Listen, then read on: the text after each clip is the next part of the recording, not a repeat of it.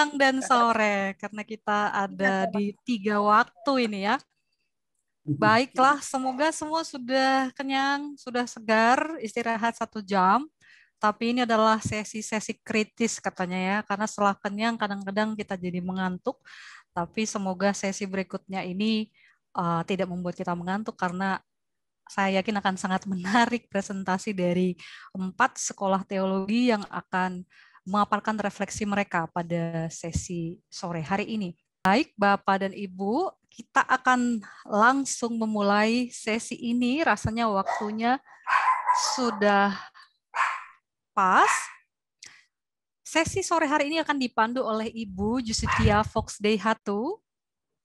Ibu Justi adalah dosen di STT Jakarta dan juga pendeta GPM yang ditugaskan menjadi dosen di STT Jakarta. Siapa-siapa saja presenter kita hari ini akan dijelaskan oleh Ibu Justi. Mari Ibu Justi, dipersilahkan. Terima kasih banyak Kak Lenta. Selamat siang Bapak Ibu semua yang ada di Indonesia Barat dan Tengah. Selamat sore untuk Bapak Ibu yang ada di Indonesia Timur. Di sesi ke-6 dari pukul 1 sampai dengan pukul 3 sore waktu Indonesia Barat, kita akan mendengarkan bersama panel diskusi terkait topik sekolah-sekolah teologi merespons pandemi COVID-19. Pada siang hari ini akan ada 4 panelis dari 4 sekolah yang berbeda. Saya perkenalkan masing-masing panelis, lalu nanti setelah itu setiap mereka akan diberikan waktu 15 sampai kira-kira 20 menit untuk mempresentasikan materi yang sudah disiapkan.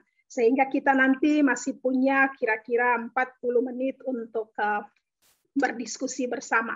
Panelis yang pertama adalah Pendeta Martinus Ngabalin, STH MSI.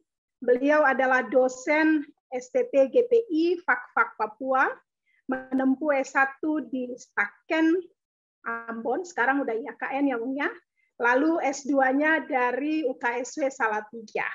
Panelis yang kedua adalah Pendeta Yunelis Ndaraha, MTH. Beliau adalah dosen di STT BNKP Nias. Menyelesaikan S1-nya pada Fakultas Teologi UKIM dan S2-nya dari UKSW. Yang ketiga, mudah-mudahan saya tidak salah menyebutkan nama ya, Bapak Drightson Franklin Purba.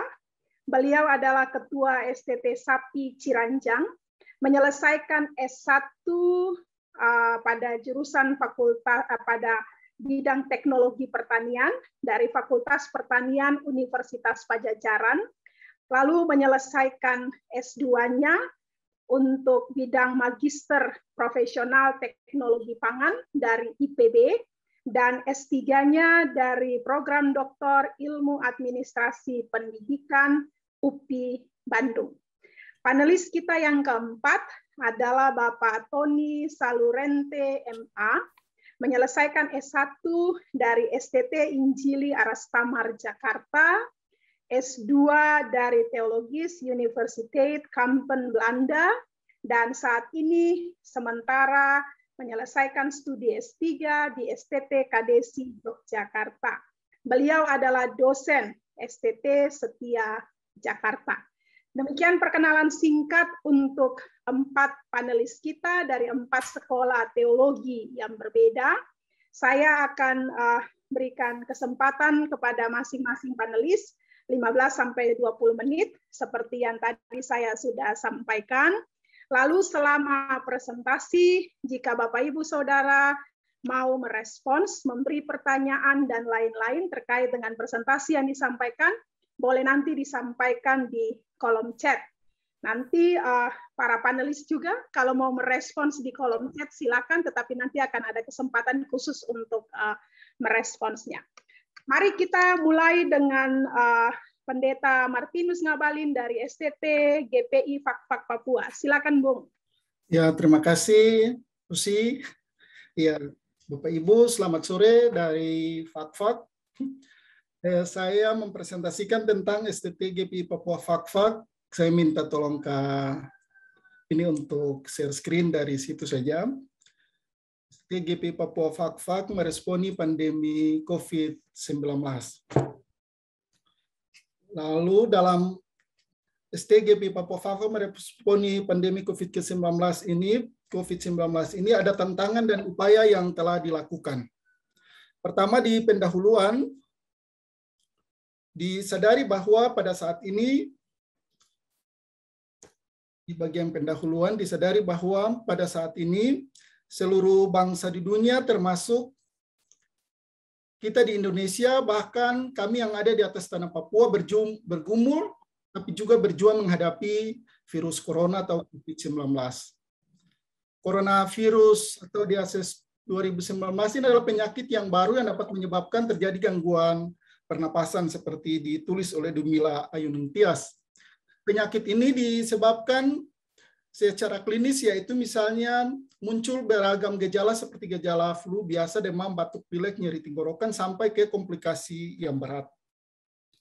Pandemi COVID-19 ini juga memaksa setiap warga negara Indonesia untuk melakukan yang namanya social distancing. Hal ini merupakan suatu keharusan untuk memotong mata rantai persebaran virus ini. Dan hal ini juga berimbas ke segala aspek termasuk dunia pendidikan dan perguruan tinggi dengan adanya keharusan untuk memindahkan pembelajaran tatap muka di kelas menjadi pembelajaran yang bersifat online. Dengan besarnya risiko dari pandemi ini, maka Presiden mengeluarkan keputusan Presiden nomor 7 tahun 2020 tentang gugus tugas percepatan penanganan COVID-19, di mana kalau membaca di pasal 6 itu dengan jelas dikatakan bahwa gugus tugas COVID-19 ini bertugas untuk pertama menetapkan dan melaksanakan rencana operasional percepatan penanganan COVID-19, yang kedua mengkoordinasikan dan mengendalikan pelaksanaan kegiatan percepatan penanganan COVID-19, lalu yang ketiga melakukan pengawasan pelaksanaan percepatan penanganan COVID-19, dan yang keempat mengarahkan sumber daya untuk pelaksanaan kegiatan percepatan penanganan COVID-19 dan melaporkan pelaksanaan percepatan penanganan COVID-19 kepada Presiden dan pengarah. Dari keputusan Presiden ini muncullah slogan yang selalu disosialisasikan kepada seluruh masyarakat Indonesia, yaitu bekerja di rumah, belajar di rumah, dan beribadah di rumah. Berbagai lembaga-lembaga merespon dengan cepat kebijakan ini dengan menggunakan fasilitas web yang dapat digunakan dalam webinar-webinar yang menjadi sarana utama yang dapat digunakan dalam pelaksanaan pertemuan-pertemuan, forum-forum diskusi, serta pembelajaran. Di dalam dunia pendidikan sendiri, ditelusuri bahwa Menteri Pendidikan dan Kebudayaan pun mengeluarkan surat edaran nomor 4 tahun 2020 tentang bagaimana memprioritaskan kesehatan para siswa, guru, tapi juga kita yang ada di dunia pendidikan. Dan untuk bisa proses belajar mengajar itu tetap dilaksanakan di rumah dengan ketentuan yang pertama, yaitu belajar dari rumah melalui proses pembelajaran daring jarak jauh. Lalu yang kedua, belajar dari rumah dapat difokuskan kepada pendidikan kecakapan hidup antara lain mengenai pandemi COVID-19. Dan yang ketiga, aktivitas dan tugas pembelajaran belajar dari rumah dapat bervariasi antara siswa sesuai minat dan kondisi masing-masing. Dan yang terakhir yaitu bukti atau produk aktivitas belajar dari rumah diberi umpan balik yang bersifat kualitatif dan berguna bagi guru dosen, tapi juga diharapkan memberikan nilai yang berarti. Dari uraian di atas, maka STGP Papua Fak-Fak juga turut merasakan dampak daripada wabah COVID-19 ini, khususnya dalam bidang perkuliahan. Lembaga pendidikan pun dituntut untuk menyesuaikan diri. Disadari bahwa tahun lalu bulan semester ganjil itu malah mahasiswa kami semuanya harus menyesuaikan diri dengan beragam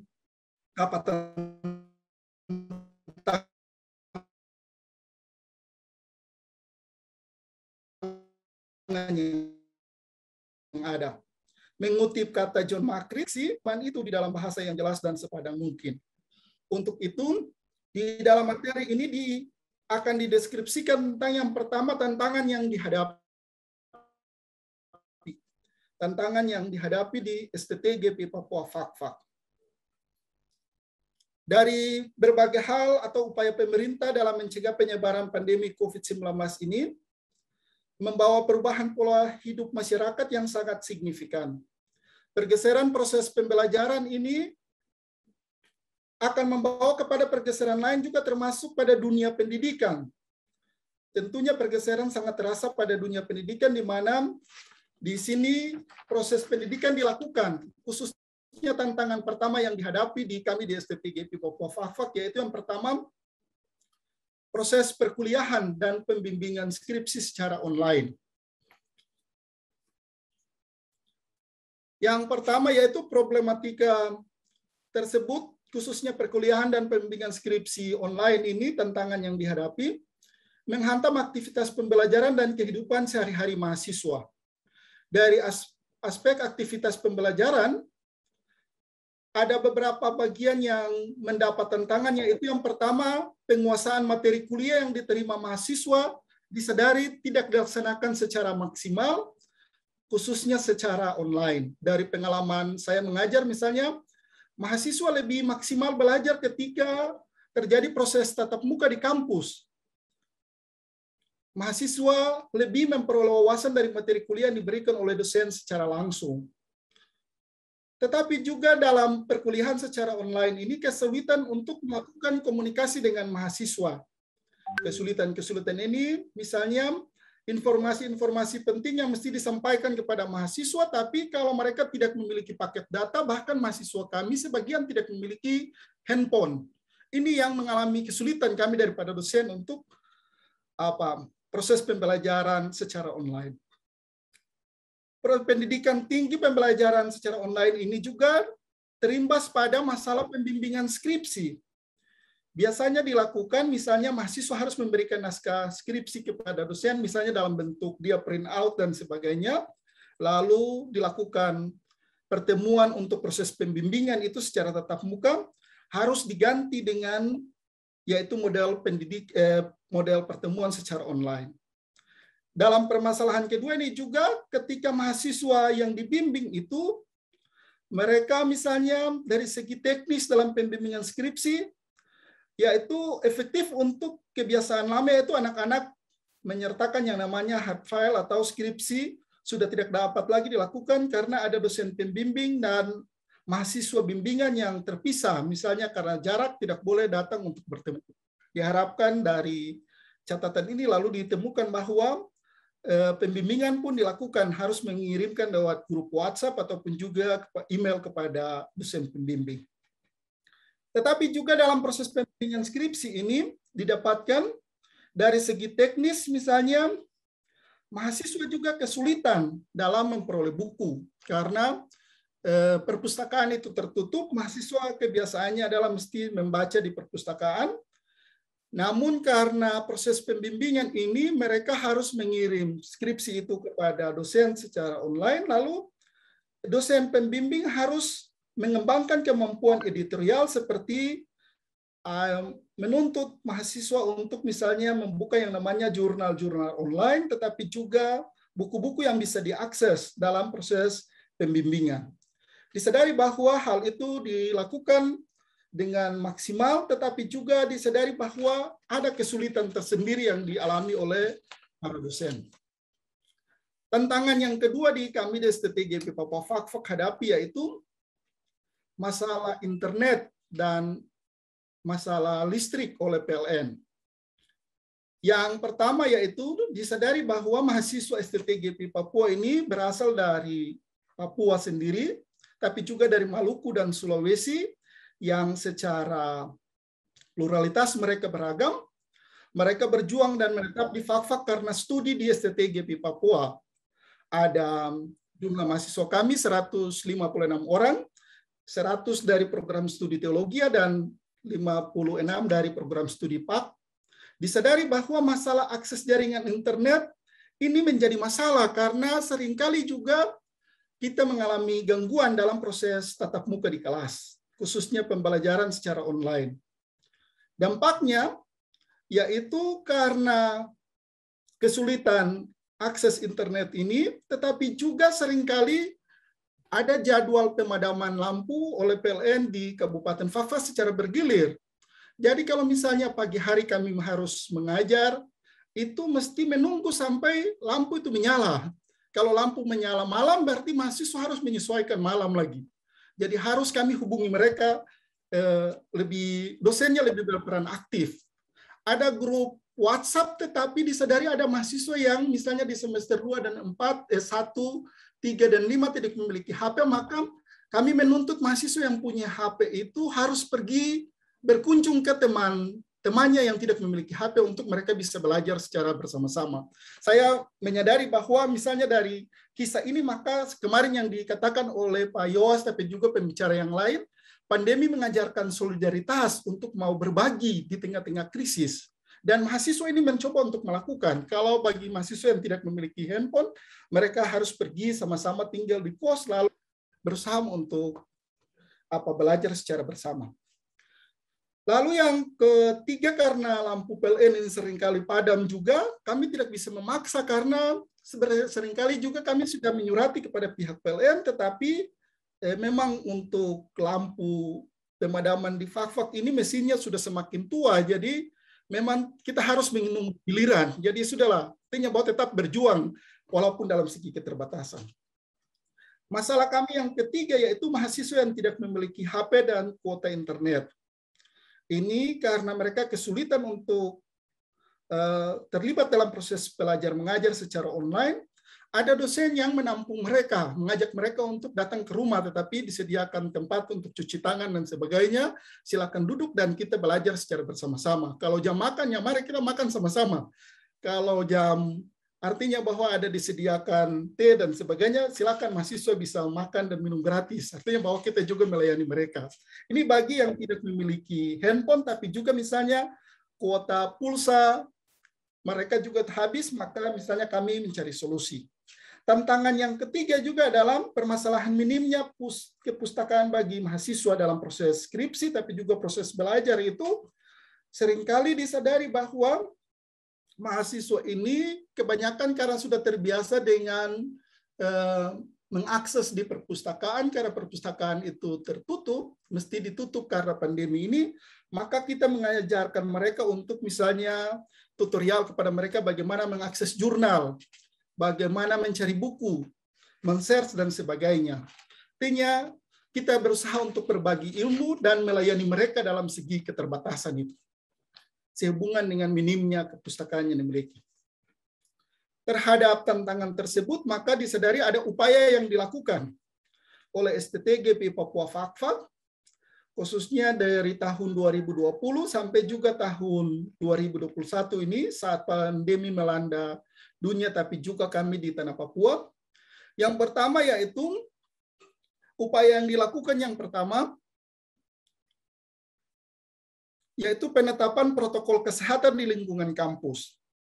Salah satu bentuk pelaksanaan kegiatan untuk memutus mata rantai COVID-19 di STGP Papua yaitu menetapkan prosedur kesehatan, mempersiapkan alat cuci tangan depan kampus, setiap kelas dipersiapkan ada petugas untuk pengukur suhu, kalau misalnya tatap muka itu misalnya semester kemarin dijalankan, lalu ruangan kantor dan kelas setiap pagi dan sore mahasiswa mesti menyemprot disinfektan, serta kami juga mengajak mahasiswa untuk tidak boleh terbuai dengan yang namanya yaitu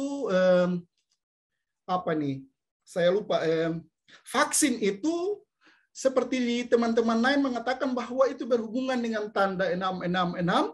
Di Papua juga ada sebagian orang yang terus terbuai dengan permasalahan ini, sehingga kami mengajak mahasiswa untuk harus melakukan vaksin, tidak boleh takut. Kita orang teologi mana mungkin lah ada berhubungan dengan dimensi 666 dan sebagainya. Apa fenomena teologi yang dikembangkan sehingga mengakar bahwa vaksin itu adalah hal yang bertentangan dengan iman Kristen. Ini berusaha untuk di mahasiswanya diberikan ruang untuk misalnya mereka melakukan vaksin. Upaya yang dilakukan juga oleh STGP Papua Fakfak di masa pandemi yaitu bantuan diakonia bagi mahasiswa dan jemaat.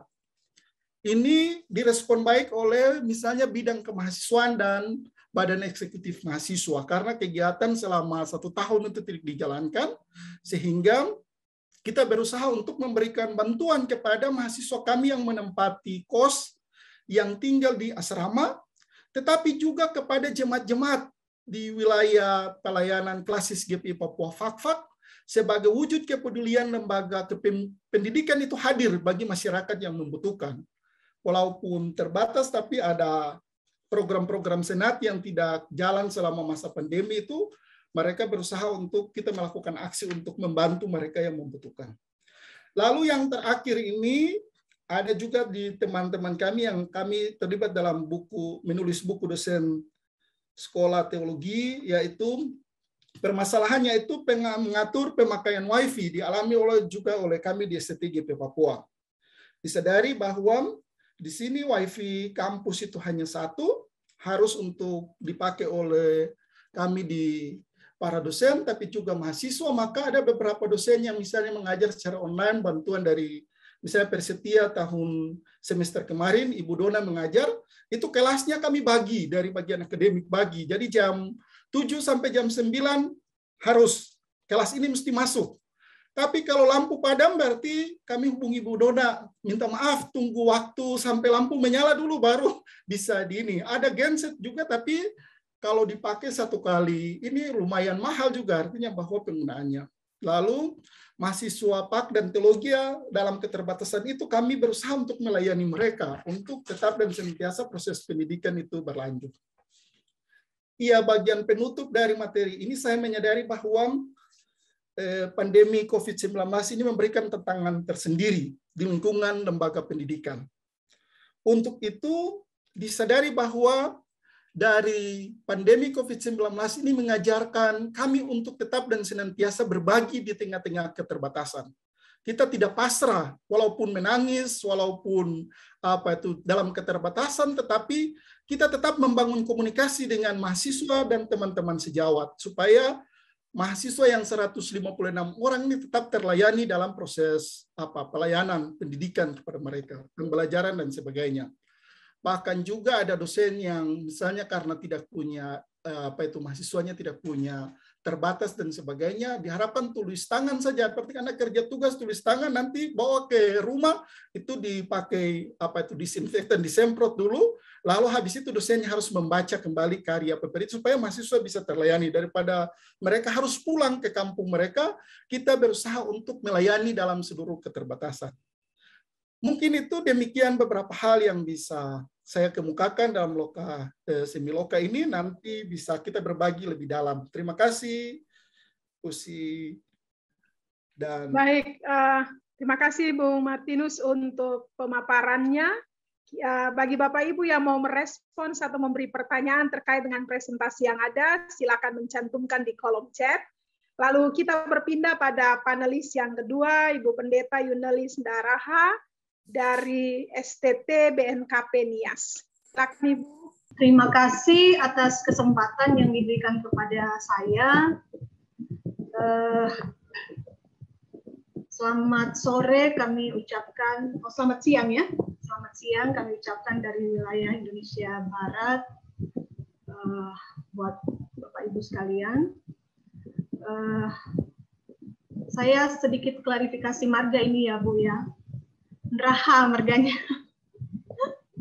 Memang marganya agak sulit disebutkan. Dan bukan hanya Ibu Yusti juga yang memang agak kelewalahan menyebut marga orang Nias gitu. Tadi juga disebutkan saya alumni UKSW, saya perbaiki Bu. Saya bukan alumni UKSW tetapi saya alumni UKDW, Universitas Wacana ya begitu. Maaf Ibu, ya. Ya, baik. Pertama sekali tentu kami secara pribadi dan juga lembaga STT BNKP Sudirman dan kita semua bersyukur kepada Tuhan karena kasih dan pemeliharaannya sempurna dalam kehidupan kita di tengah-tengah situasi sulit akibat pandemi COVID-19 yang sedang melanda kita sekarang ini. Dan saya mewakili STT BNKP Sunderman mengucapkan terima kasih atas kepercayaan yang diberikan kepada kami untuk sharing bersama tentang pengalaman yang kami alami ketika pandemi COVID-19 itu terjadi di lingkungan STT BNKP Sunderman, di mana terdapat dosen dan mahasiswa serta calon vikar yang sedang melayani di asrama itu terpapar COVID-19. Termasuk juga sebenarnya keluarga saya, suami saya dan anak-anak saya di awal bulan Juni yang lalu, tanggal 9 Juni juga dinyatakan positif dan harus dirawat di rumah sakit selama 2 minggu lamanya. Dan kedua anak saya juga dinyatakan positif dan harus menjalani masa isolasi di rumah. Tetapi yang tidak masuk akal saya, bahwa saya adalah orang yang dekat dengan anak-anak saya dan juga dengan suami saya, itu dinyatakan negatif. Itu yang memang tidak terpikirkan juga bagaimana rencana Tuhan dan pemeliharaan Tuhan di dalam kehidupan keluarga kami. Nah, Bapak Ibu, saya tidak menyampaikan paper ini secara ilmiah, sehingga saya nanti pada akhirnya tidak mengutip pendapat-pendapat para teolog atau memberikan catatan-catatan kaki terhadap paper saya. Saya tidak melakukan itu, tetapi bagaimana sebenarnya STT BNKP Sunderman merespons pandemi COVID-19 ini di lingkungan kami, dan ini saya sampaikan berdasarkan realita yang kami alami sendiri, sehingga hal-hal yang saya sampaikan nanti lebih banyak bertutur tentang narasi-narasi. Sehingga Bapak Ibu, dalam presentasi saya kali ini saya membagi itu dalam 5 bagian. Yang pertama yaitu bagaimana awal pandemi di STT BNKP Sunderman. Yang kedua yaitu apa kesulitan yang dialami oleh STT BNKP Sunderman. Lalu kemudian yang ketiga, langkah-langkah yang ditempuh oleh STT BNKP Sunderman. Dan yang keempat adalah dampak pandemi dan pada akhirnya kami sendiri berefleksi terhadap peristiwa yang terjadi itu. Saya mulai dari yang pertama, awal pandemi COVID-19 itu melanda kami di STT BNKP Sunderman. Yang pertama, bahwa pada tanggal 18 November 2020, itu seorang calon vikar dinyatakan positif COVID-19. Calon vikar ini sedang menjalani masa pelatihan di asrama di STT BNKP Sunderman. Dia itu tertular COVID-19 ketika dia berkunjung ke rumah kakaknya. Lalu kemudian ketika ia kembali ke asrama, tentu ia berinteraksi dengan teman-temannya calon vikar dan juga para mahasiswa di asrama.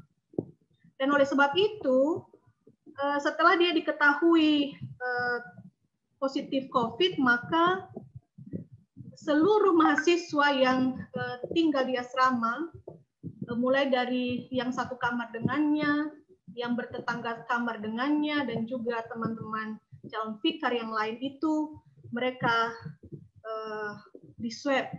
Dan swab ini dilakukan atas kerjasama kami dengan pemerintah, dalam hal ini Dinas Kesehatan Kota Sitoli. Lalu bukan hanya para mahasiswa, termasuk juga para pegawai dan juga dosen di STT itu dilakukan swab.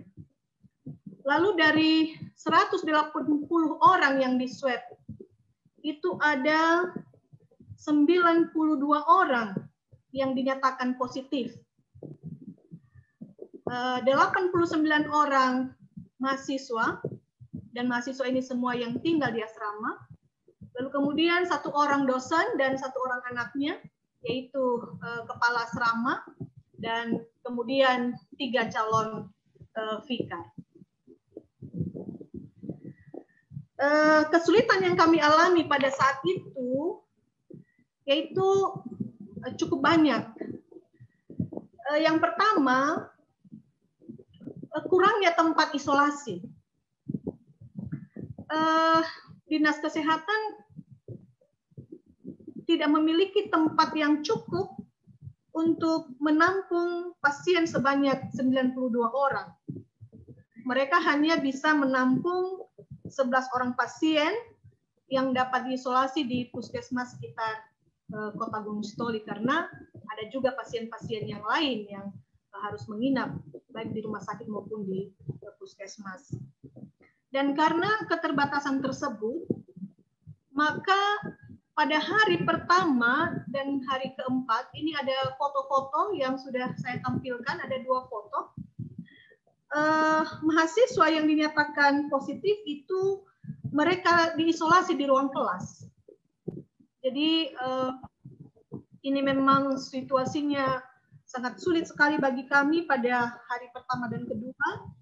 Mereka itu harus membawa tikar dan pakaian mereka dari asrama dan membawanya ke ruang kelas. Tetapi karena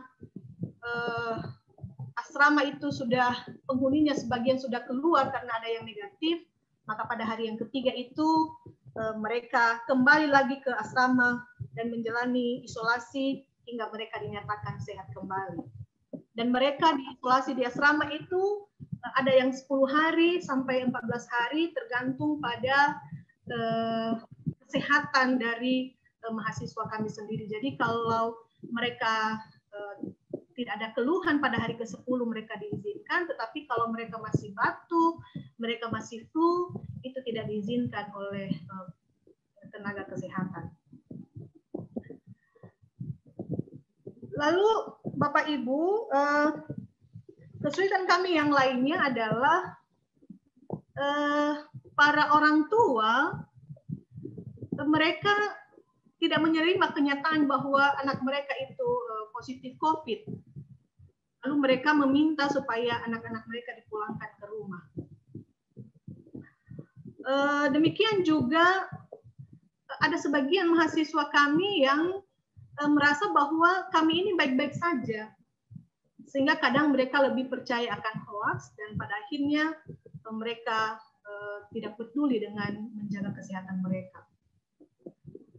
Kesulitan kami yang terakhir pada saat itu adalah kesulitan akan biaya makanan tambahan yang sehat dan bergizi bagi mereka, termasuk peralatan kesehatan mereka, dan keluhan-keluhan mereka terhadap komunikasi mereka dengan keluarga mereka di kampung halaman.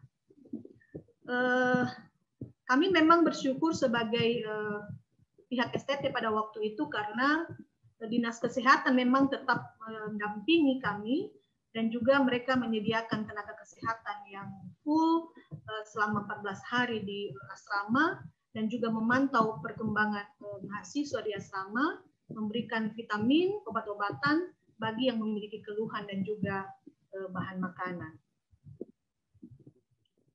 Nah, apa yang kami lakukan pada saat itu? Hal-hal apa yang kami lakukan sebagai STT? Langkah pertama, khusus bagi mereka yang dinyatakan negatif, itu mereka dikembalikan ke kampung halaman mereka. Lalu kemudian mereka itu dihimbau untuk menjadi agen yang memberikan pemahaman yang benar kepada warga jemaat atau masyarakat tentang bahaya virus corona. Hal ini disebabkan karena di kampung-kampung itu masih banyak warga jemaat atau masyarakat yang tidak percaya dengan virus corona, bahwa virus ini bisa membawa pada kematian. Lalu kemudian mereka dihimbau untuk tetap mematuhi protokol kesehatan dengan melakukan 3M pada waktu itu, yang sekarang sudah menjadi 5M. Lalu kemudian mengikuti perkuliahan secara online. Lalu dihimbau kepada mahasiswa untuk bisa selektif dan kritis di dalam menerima dan meneruskan berita tentang pandemi COVID-19. Itu bagi mereka yang dinyatakan negatif. Lalu kemudian bagi yang positif itu seperti yang saya jelaskan tadi bahwa mereka melakukan isolasi baik bagi mahasiswa kami, dosen dan juga calon tikar. Lalu kemudian bersama dengan Dinas Kesehatan, tenaga kesehatan memberikan pemahaman kepada mahasiswa kami yang merasa kami ini baik-baik saja. Lalu kemudian berikutnya kami memberikan pengertian kepada orang tua yang anaknya itu terpapar COVID-19, bahwa anak mereka itu akan kami awasi, selalu berada di bawah pengawasan Dinas Kesehatan, sehingga mereka sebagai orang tua hendaknya memberikan dukungan moral kepada anak-anak mereka. Lalu kemudian hal yang lainnya adalah bahwa secara akademik memang perkuliahan terganggu, tetapi perkuliahan itu dibijaksanakan dengan melakukan perkuliahan secara online. Lalu kemudian para pimpinan STT, para dosen dan pegawai melakukan aktivitas atau bekerja dari rumah. Lalu hal berikutnya adalah para pimpinan STT bersama dengan para dosen, bersama dengan Dewan Kurator STT BNKP Sudirman berusaha untuk menggalang dana untuk menolong mahasiswa mendapat asupan gizi yang baik, memiliki perlengkapan kesehatan seperti masker, minyak kayu putih, hand sanitizer, dan juga bantuan untuk biaya paket internet mereka. Lalu Bapak Ibu, bagaimana dampak pandemi ini di STT BNKP Sudirman? Dampaknya bagi kami yang kami rasakan pada saat itu hingga pada saat ini, yaitu pertama, mahasiswa itu terlambat di dalam membayar uang kuliah. Keterlambatan ini bukan hanya disebabkan karena COVID-19, tapi juga karena pada tahun 2020 yang lalu, penyakit pada ternak babi yang namanya itu virus ASF, itu juga telah melanda seluruh Kepulauan Nias.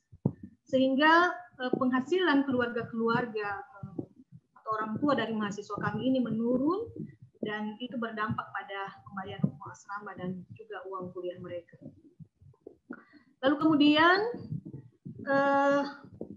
pada program pelaksanaan kegiatan di jemaat, khususnya pada pelaksanaan praktek pengalaman lapangan atau PPL, mahasiswa kami itu ditarik dari jemaat mereka, sehingga mahasiswa kami itu disuruh pulang ke kampung halaman mereka, dan kemudian mereka melakukan PPL di tempat atau di jemaat asal mereka. Lalu kemudian pelaksanaan kegiatan pengabdian kepada masyarakat kami juga tertunda. Jadi ada beberapa program pengabdian kepada masyarakat, contohnya melakukan pelatihan-pelatihan kepada guru-guru sekolah minggu, kepada para pelayan, itu juga tidak terlaksana karena pandemi ini.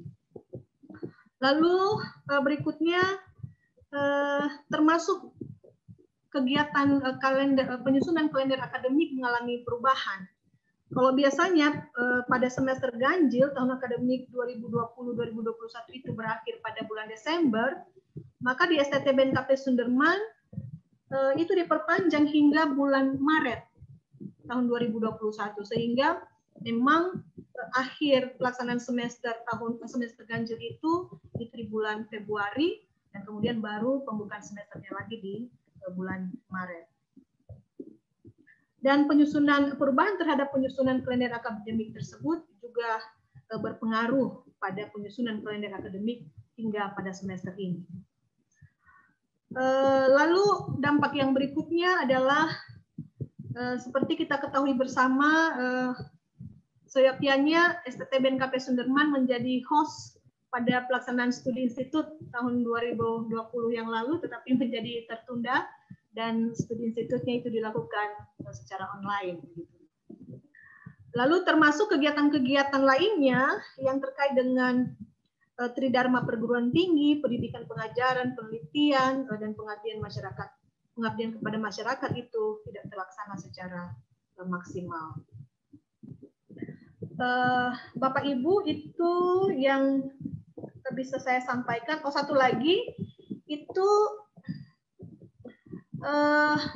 pembelajaran secara online yang merupakan pengalaman baru bagi dosen dan mahasiswa, itu merupakan tantangan terbesar bagi kami. Tantangan-tantangannya adalah misalnya keterbatasan para dosen dan juga mahasiswa karena ini adalah hal-hal baru, bagaimana menggunakan aplikasi Zoom. Ditambah dengan jaringan internet yang sering terganggu, dan keluhan mahasiswa kami yang paling sering itu adalah bahwa di kampung mereka itu tidak ada jaringan internet karena memang listrik tidak ada. Dan ada sebagian mahasiswa yang memang harus naik ke gunung mencari tempat-tempat yang lebih tinggi supaya mendapatkan akses internet. Lalu kemudian yang lainnya adalah mahasiswa STT BNKP Sunderman juga memiliki keluhan terkait dengan pembiayaan khusus pada biaya paket internet. Dan itu semua seperti yang disampaikan oleh Bapak Ngabalin tadi dari STT GKI Papua, GPI Papua, itu juga interaksi dengan dosen itu sudah sangat sulit sekali dilakukan, baik dalam pengajaran atau bimbingan-bimbingan. Lalu yang saya share terakhir ini Bapak Ibu adalah soal bagaimana STT BNKP Sunderman berefleksi. Saya mencoba untuk membaca saja, karena dengan membaca refleksi bagi saya jauh lebih bisa dihayati begitu daripada bercerita. Tinggal 2 menit ya. Oh iya. Terdapatnya 92 orang yang dinyatakan positif COVID-19 membuat STT terkejut, bingung, dan panik karena tidak pernah terpikirkan bahwa mahasiswa yang tinggal di asrama umumnya yang tidak terlalu bebas keluar dapat tertular virus corona dalam jumlah yang cukup banyak dan pada waktu yang hampir bersamaan. STT juga tidak tahu apa yang harus dilakukan untuk menolong mereka. Berbagai perasaan berkecamuk dalam pikiran. Takut, khawatir, gelisah, malu, tersingkir, dan hidup tidak menentu. Terkadang juga kemarahan, kecewa, dan putus asa turut mewarnai pikiran dan perasaan. Pada kondisi seperti inilah STT serasa sedang berada di padang gurun. Ketidaksiapan menerima realita yang terjadi memunculkan pertanyaan-pertanyaan. Mengapa kami harus mengalami semua ini? Mengapa saya atau kami dijauhi? Mengapa kami harus menjadi sorotan jemaat, masyarakat, dan orang-orang di sekitar kami? Bagaimana mengatasi ini? Bagaimana setelah ini? Dan lain sebagainya merupakan pertanyaan-pertanyaan yang tidak dapat dijawab secara rasional. Kondisi di atas menyebabkan STT mengalami tekanan, baik secara fisik, psikis, mental, maupun tekanan sosial. Apalagi dalam pandangan jemaat dan masyarakat secara umum, bahwa mestinya STT yang notabene adalah orang-orang beriman, bisa lebih bebas dari serangan virus corona. Dari situasi ini, kesadaran akan pandangan bahwa Tuhan hanya dijumpai di tempat-tempat di mana ritual agama dilaksanakan, di tempat di mana kekudusan dijunjung, dan kesalahan hidup diperlihatkan menjadi berubah. Tuhan dapat dijumpai di tempat-tempat di mana kita terisolasi dalam kesunyian, kesendirian, kerapuhan, dan ketidakberdayaan. Dalam kerapuhan dan ketidakberdayaan itulah kami sadar bahwa pada akhirnya yang masih tersisa dari semua usaha kami hanyalah Tuhan yang kami percayai akan merengkuh dan mendekap kami. Akal budi menjadi impoten ketika berhadapan dengan COVID-19. Akal budi tidak dapat diandalkan, hanya doa yang mampu memberi harapan dan penguatan dikala berada dalam kerapuhan dan ketidakberdayaan. Dalam kerapuhan dan ketidakberdayaannya, STT senantiasa dipelihara oleh Tuhan melalui dukungan berbagai pihak. Pemeliharaan Tuhan ini menjadi pengalaman yang amat Sepertinya Ibu Yunelis terdiskoneksi ya Kak Lenta ya? Ya betul, ada gangguan sinyal kayaknya Kak. Oh. Baik. Kalau begitu kita lanjut saja begitu dulu Kak Lenta. Boleh, Usi. Semoga beliau bisa bergabung. Baik, Bapak Ibu Saudara sekalian, kita ucapkan terima kasih kepada Ibu Yunelis. Nanti di bagian akhir dari presentasi 4 panelis ini, kalau ada waktu kita akan berikan kesempatan kepada beliau untuk melanjutkan refleksinya. Sekarang saya undang Pak Franklin Purba dari STT Sapi Ciranjang untuk presentasi. Silakan Pak. Baik, terima kasih. Baik, shalom, selamat siang buat Bapak Ibu yang saya hormati, yang saya kasihi. Pada kesempatan ini kami diberikan waktu untuk sharing terkait dengan bagaimana penanggulangan pandemi COVID-19 ya di STT SAPPI di Ciranjang. Saya langsung saja bahwa seperti yang sudah diutarakan tadi oleh rekan saya terdahulu, Pak Ngabalin dan Ibu Yunelis, bahwa pandemi ini tidak seorang pun yang menyangka ya terjadi. Itu sebabnya di tahun 2019 dan sampai awal 2020 kegiatan berjalan dengan baik. Namun kemudian seperti yang kita ketahui bersama itu pada minggu pertama Maret 2020 pemerintah mengumumkan temuan bahwa ada beberapa orang yang terpapar COVID ya untuk pertama kalinya di Indonesia, sehingga menindaklanjuti hal itu pemerintah membuat sebuah kebijakan yang menyatakan bahwa bagaimana bekerja, belajar dan beribadah dari rumah ya. Nah, merespons kebijakan pemerintah tersebut, pada minggu pertama bulan Maret 2020, STT SAPPI menyikapi dengan menghentikan sementara kegiatan akademis selama 2 minggu. Ya, kita mengeluarkan surat edaran, beritahukan kepada dosen, baik yang tinggal di kampus, maupun kepada staf, karyawan, dan seluruh mahasiswa, dan juga dosen-dosen yang tinggal di luar kampus. Dengan beberapa poin, pertama, mahasiswa dilarang keluar kampus karena konteks kami, mahasiswa tinggal di asrama semuanya. Kemudian biasanya mahasiswa pelayanan setiap akhir minggu, hari Sabtu dan Minggu itu ada pelayanan weekend, itu kita juga hentikan. Kemudian perkuliahan untuk 2 minggu itu diisi dengan tugas-tugas tertulis ya yang disampaikan dengan berbagai media, misalnya WhatsApp gitu ya, dan media lainnya. Kemudian kita memulai penerapan protokol kesehatan.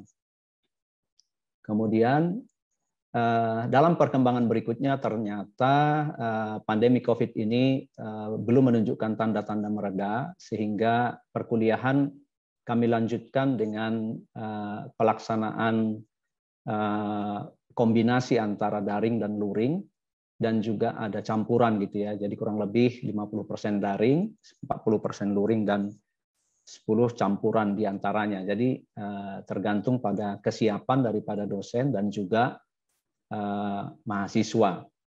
Ya, seperti pada umumnya juga yang sudah dilakukan oleh lembaga-lembaga pendidikan termasuk sekolah-sekolah teologi, perkuliahan daring kita gunakan dengan moda aplikasi Zoom, Google Class, Google Meet, WA dan Blog. Hambatan yang kita hadapi beragam ya. Jadi ada banyak hambatan dalam pelaksanaannya karena memang fasilitas masih kurang memadai. Sebenarnya kita sudah memiliki infrastruktur jaringan internet yang baik dan sudah ditingkatkan, namun dalam pelaksanaannya itu terkendala pada interkoneksi, misalnya dari dosen luar dengan kampus dengan mahasiswa, dan juga para mahasiswa yang sangat terbatas dalam pemilikan kuota. Nah, terkait dengan perkembangan itu, maka kami melakukan beberapa perubahan kegiatan. Yang pertama adalah biasanya di pertengahan tahun itu kita ada yang namanya PPL ya, praktek pengalaman lapangan 2 bulan dan juga 1 tahun. Nah, kalau 1 tahun tidak ada yang menjadi masalah, hanya memang persyaratan perjalanan untuk mahasiswa kami akan praktek di luar pulau di berbagai tempat di seluruh Indonesia, tidak ada masalah. Tapi yang dekat-dekat dengan kampus biasanya hanya di luar kota yang dekat dengan tempat kami, Cianjur, maka kami mengubah ya PPL itu menjadi yang namanya praktek pembekalan di kampus. Nah, sesuai dengan konteks kami juga yang memiliki visi ya, yang berorientasi pada bagaimana mempersiapkan para pelayan Tuhan atau hamba Tuhan untuk melayani di desa ya, di pedesaan, sehingga kegiatan PPK ini dibuat berbasis pada proyek-proyek yang berkaitan atau erat hubungannya dengan mata pencaharian atau kehidupan masyarakat di pedesaan. Misalnya seperti pertanian, budidaya jamur, teknologi pangan, bidang pendidikan, khususnya pendidikan buat anak-anak di TK dan sekolah dasar. Dan kemudian kita juga ada unit usaha namanya Sakti Mart. Kemudian bagaimana mengelola pengelolaan makanan di dapur, kita juga libatkan mahasiswa. Kemudian juga perpustakaan karena cukup waktu yang luang, sehingga kita mencoba memaksimalkan penggunaan perpustakaan dan dibantu dikelola oleh para mahasiswa. Dan juga ada kelompok lingkungan yang mencoba menata lingkungan taman-taman dan seluruhnya sehingga menjadi lebih indah. Kemudian yang berikutnya adalah ini beberapa contoh yang coba kami perlengkapi kepada mahasiswa. Misalnya ini bidang pendidikan, kemudian ini adalah ternak kambing, bagaimana mereka mencoba memelihara, membudidayakan. Dan ini adalah kita juga melibatkan para mahasiswa untuk membantu memperbaiki gereja-gereja yang dekat dengan sekolah kami di daerah Kampung Kristen di Palalangon di Ciranjang, Cianjur. Kemudian ini proyek pengolahan hasil makanan, ini pertanian, ini juga peternakan ya, bagaimana mereka membudidayakan rumput untuk pakan ternak. Nah, Bapak Ibu juga nanti bisa melalui materi ini melihat beberapa contoh dari kegiatan mahasiswa kami melalui channel YouTube sebagai kesaksian. Ya, secara umum mereka menyatakan sebagai satu ucapan syukur juga, bukan mensyukuri duka cita, tapi mensyukuri satu kesempatan yang tersedia untuk mereka belajar lebih dalam lagi. Mereka lebih kreatif, mereka lebih lebih produktif, dan bagaimana menggali ide untuk mencoba melakukan hal-hal di dalam kelompok mereka jauh lebih baik begitu ya. Kemudian hal yang kedua juga yang berubah adalah proses penerimaan mahasiswa baru. Pada masa pandemi COVID-19, seleksi terpaksa dilakukan secara online. Nah, kami STT SAPPI sebenarnya menghadapi situasi yang dilematis karena pembelajaran jarak jauh belum memungkinkan untuk kami lakukan. Mungkin untuk beberapa perguruan tinggi secara umum dan juga termasuk sekolah-sekolah teologi ya, sudah melakukan pembelajaran online. Jadi mahasiswa tidak harus datang ke kampus. Nah, untuk kami karena mahasiswa kami kebanyakan berasal dari daerah pedesaan dan terpencil, di mana infrastruktur internet dan juga barangkali listrik belum memadai, sehingga tidak memungkinkan untuk kami lakukan belajar jarak jauh. Di satu sisi tentu juga berdasarkan regulasi tidak mungkin kita tidak melakukan penerimaan mahasiswa baru, karena itu nanti akan berpengaruh terhadap kinerja daripada perguruan tinggi kami sendiri dan juga tentu STT atau perguruan tinggi yang lainnya. Maka kami tetap menerima mahasiswa baru dan mereka diatur sedemikian rupa tetap bisa masuk ke kampus yang didahului dengan proses karantina di luar kampus. Jadi kami mencari tempat di luar kampus, bekerja sama dengan penduduk setempat, rumah-rumah yang bisa digunakan sebelum mereka masuk ke kampus, karena konteks kami sekali lagi berasrama, maka mereka tinggal di luar selama 2 minggu. Kalau tidak ada apa-apa, maka mereka akan masuk, dan kemudian waktu mereka datang ke kampus itu melalui bandara Soekarno-Hatta. Jadi kami pusatkan Soekarno-Hatta dan kami jemput menggunakan protokol kesehatan yang sangat ketat. Jadi bersyukur sampai dengan awal tahun 2021 tidak terjadi apa-apa, mereka sehat-sehat saja, bersyukur ya. Kemudian selanjutnya kejadian yaitu klaster pertama COVID-19 di SAPPI dan bagaimana kami menanganinya. Ya, itu dimulai dari minggu pertama Februari 21 ditemukan 21 orang mahasiswa ya, dengan data rinci 11 putra, 10 putri, dimulai dengan gejala dan kemudian dinyatakan positif melalui swab PCR ya. Kemudian diadakan screening bagi warga kampus lainnya untuk memastikan apakah ada lagi yang lain. kami bekerja sama dengan sebuah rumah sakit di Bandung, dan hasilnya ditemukan 9 mahasiswa lainnya itu dinyatakan reaktif, sehingga keseluruhan di klaster pertama ini ada 30 orang. Tindakan yang kami lakukan adalah tentu saja sesuai dengan apa yang sudah diatur. Yang pertama adalah isolasi mandiri. Kita gunakan rumah-rumah yang kosong untuk mereka bisa tinggal di situ. Kemudian kita perlengkapi dengan obat-obatan, vitamin, makanan bergizi disiapkan. Jadi kami nego dengan pihak yayasan supaya ada tambahan gizi buat para mahasiswa yang sedang diisolasi, termasuk juga mahasiswa yang tidak diisolasi supaya menjaga kesehatan gitu ya.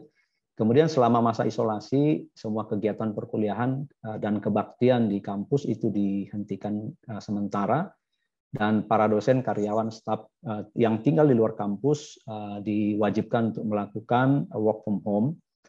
Dan hal yang kami juga lakukan secara rutin adalah penyemprotan desinfektan ke seluruh bagian kompleks kampus, bekerja sama juga dengan Satgas COVID, dan kami juga melakukannya secara mandiri dengan bantuan suplai bahan-bahan desinfektan dari beberapa sumber, gereja pendukung, gereja pendiri, dan juga ada pribadi atau personal-personal yang juga mendukung kami. Kemudian setelah masa isolasi, mahasiswa diswab kembali, dinyatakan negatif, kemudian bergabung kembali ke asrama. Sebenarnya meskipun berdasarkan peraturan terbaru, setelah diisolasi mandiri, mereka tidak harus diswab, tapi kami mewajibkan swab berhubung karena kondisi mereka ada di asrama, sehingga kami betul-betul membutuhkan suatu kepastian apakah mereka memang sudah negatif atau tidak gitu ya. Kemudian tindakan berikutnya adalah kita memperketat protokol kesehatan. Kemudian upaya-upaya lanjutan yang dilakukan adalah kami berkoordinasi dengan Puskesmas dan pemerintah untuk memperoleh vaksinasi bagi warga kampus. Ya, seperti kita ketahui, vaksinasi itu baru mulai masif dilakukan pada Maret, April, Mei ya di berbagai tempat, termasuk juga kami di Cianjur. Tahap pertama bulan April itu dosen dan staf dan sebagian karyawan mendapatkan vaksinasi di Puskesmas. Tahap kedua mahasiswa kami yang akan PPL 1 tahun kami prioritaskan karena mereka akan pergi ke daerah mendapat bantuan dari klinik Kodim Cianjur. Kemudian tahap ketiga mahasiswa tingkat 1 sampai 3 mendapat vaksinasi dari Puskesmas Ciranjang. Nah, untuk vaksinasi ini hampir seluruhnya sudah mendapatkan vaksinasi 2 kali. Hanya beberapa orang saja yang karena gangguan tertentu, misalnya seperti autoimun, tidak divaksinasi. Kemudian klaster kedua itu dan penanganannya pada minggu ke-4 Juni, masih 1 bulan yang lalu, secara sporadis ada 6 dosen, staf, anggota keluarga staf, dan mahasiswa dinyatakan reaktif melalui swab antigen. Langsung melakukan tindakan isolasi. Kemudian akhir Juni 2021 dilakukan tes swab antigen untuk seluruh mahasiswa, karyawan, dosen, dan beberapa anggota keluarga bekerja sama dengan Rumah Sakit Immanuel Bandung. Jadi kita kebetulan ada mitra dan ada rekan di sana dan kita hubungi. Mereka bersedia membantu kita. Dan hasil swab antigen dinyatakan 12 orang reaktif, dan di antaranya 2 orang staf, 1 orang karyawan, 3 orang keluarga, anggota keluarga, dan 6 orang mahasiswa. Dan kita melakukan isolasi mandiri bagi dosen di rumahnya masing-masing, bagi mahasiswa di kampus kita sediakan. Kemudian minggu kedua dan ketiga Juli dilakukan kembali tes swab antigen untuk 20 mahasiswa. Hasilnya menunjukkan masih ada 8 orang reaktif dan langsung diisolasi. Jadi klaster kedua ini totalnya 27. Jadi dari keseluruhan mahasiswa kami itu ada 57 orang termasuk dosen dan staf yang dinyatakan terpapar COVID ya. Lalu kemudian kami melakukan swab kembali setelah isolasi mandiri dan kemudian dinyatakan negatif. Nah, klaster 2 ini cukup panjang dan ini sangat melelahkan bagi kami karena memberikan perhatian baik yang diisolasi, yang ada juga yang sampai 2 kali ya, yang kena meskipun sudah divaksin begitu ya. Ini satu hal yang memang terus kami coba pelajari. Nah, sehubungan dengan PPKM darurat yang diterbitkan pada awal Juli ini, maka kami juga membuat kebijakan dosen dan staf itu WFO dan PVH secara bergiliran. Jadi kapasitasnya maksimum hanya beberapa dosen saja yang WFO begitu ya. Sisanya WFH nanti akan bergantian. Nah, ini beberapa hal yang kami lakukan bekerja sama dengan Kodim, proses vaksinasi untuk mahasiswa tingkat 4.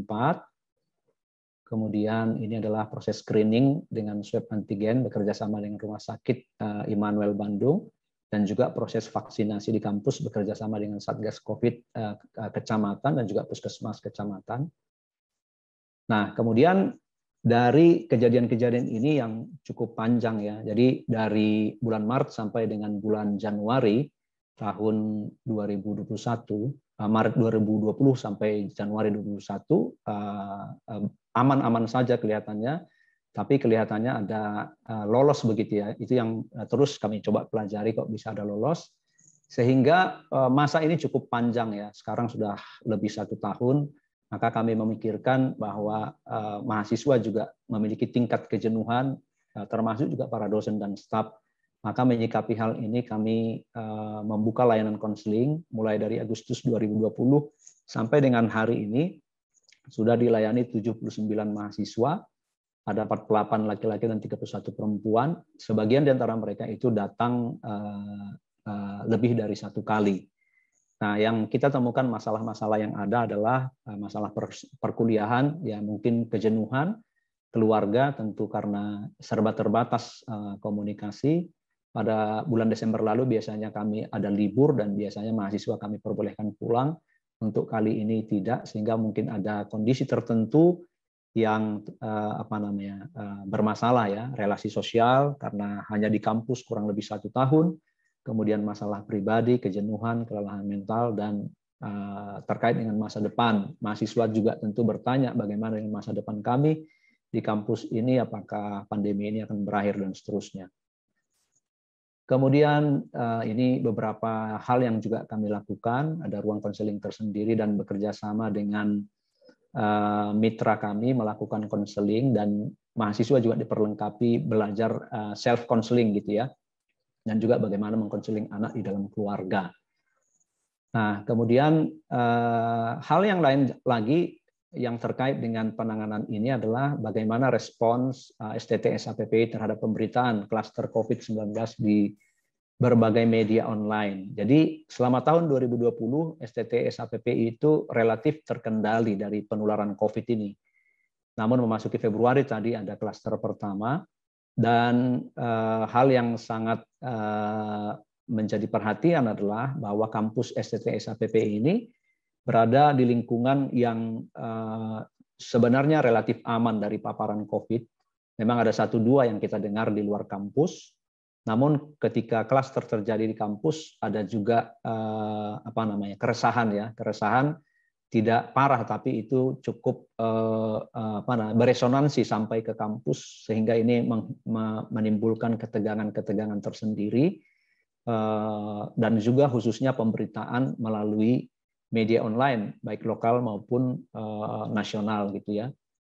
Nah, yang kami temukan adalah sebagian pemberitaan tidak sepenuhnya akurat, sehingga ini menjadi semacam tekanan tersendiri bagi kami, menimbulkan dampak tekanan sosial, menjadi pertanyaan dari mitra-mitra apa yang terjadi dan seterusnya, karena mungkin tidak melihat bagaimana konteks kami di kampus itu memang agak sulit menjelaskannya. Sehingga dengan banyak berdiskusi dan juga mencari banyak pertimbangan, kami merasa bahwa tidak perlu mengcounter pemberitaan-pemberitaan tersebut, tetapi kami fokus kepada penanganan para mahasiswa yang terpapar. Nah, untuk menghindari disinformasi itu kami juga berkomunikasi melalui surat tersendiri kepada para mitra kami yang mendukung STT SAPPI supaya mereka memperoleh informasi yang lebih akurat. Nah, kemudian bersamaan juga dengan pandemi ini, kami juga merasa ada dorongan di antara rekan-rekan bagaimana supaya kami berbagi dengan masyarakat di sekitar kampus. Jadi, penerapan PSBB pada awal pandemi COVID ini menyebabkan banyak warga di sekitar kampus juga mengalami masalah ekonomi seperti pekerja harian, tukang ojek, supir angkutan, pegawai yang kehilangan pekerjaan, dan usaha-usaha kecil yang merugi gitu ya. Nah, STT SAPPI berusaha menolong mereka dengan mengadakan bakti sosial, dengan menggali dana atau donasi dari internal, dan kemudian kami belikan sembako dan kami bagikan secara bertahap, ada 3 kali, dan kita berbagi dengan 117 keluarga terdampak yang ada sekitar kampus STT SAPPI. Nah, refleksi dari semua kejadian ini, yang pertama adalah tentu saja menjadi sebuah pelajaran bagaimana kita tetap percaya bahwa Tuhan bekerja dalam segala situasi, sehingga di tengah pandemi COVID ini kita tetap memiliki pengharapan begitu ya. Jadi kami berefleksi dari Mazmur 42 yang juga sebenarnya disampaikan atau dikotbahkan oleh pimpinan STT SAPPI pada awal-awal pandemi, bahwa Allah bekerja di masa lalu dan Allah bekerja di saat sekarang, dan Allah juga akan terus bekerja menyertai kita di masa depan. Nah, oleh karena itu ini menjadi dasar kami untuk tidak berpangku tangan, tapi melakukan sesuatu yang dapat untuk dikerjakan.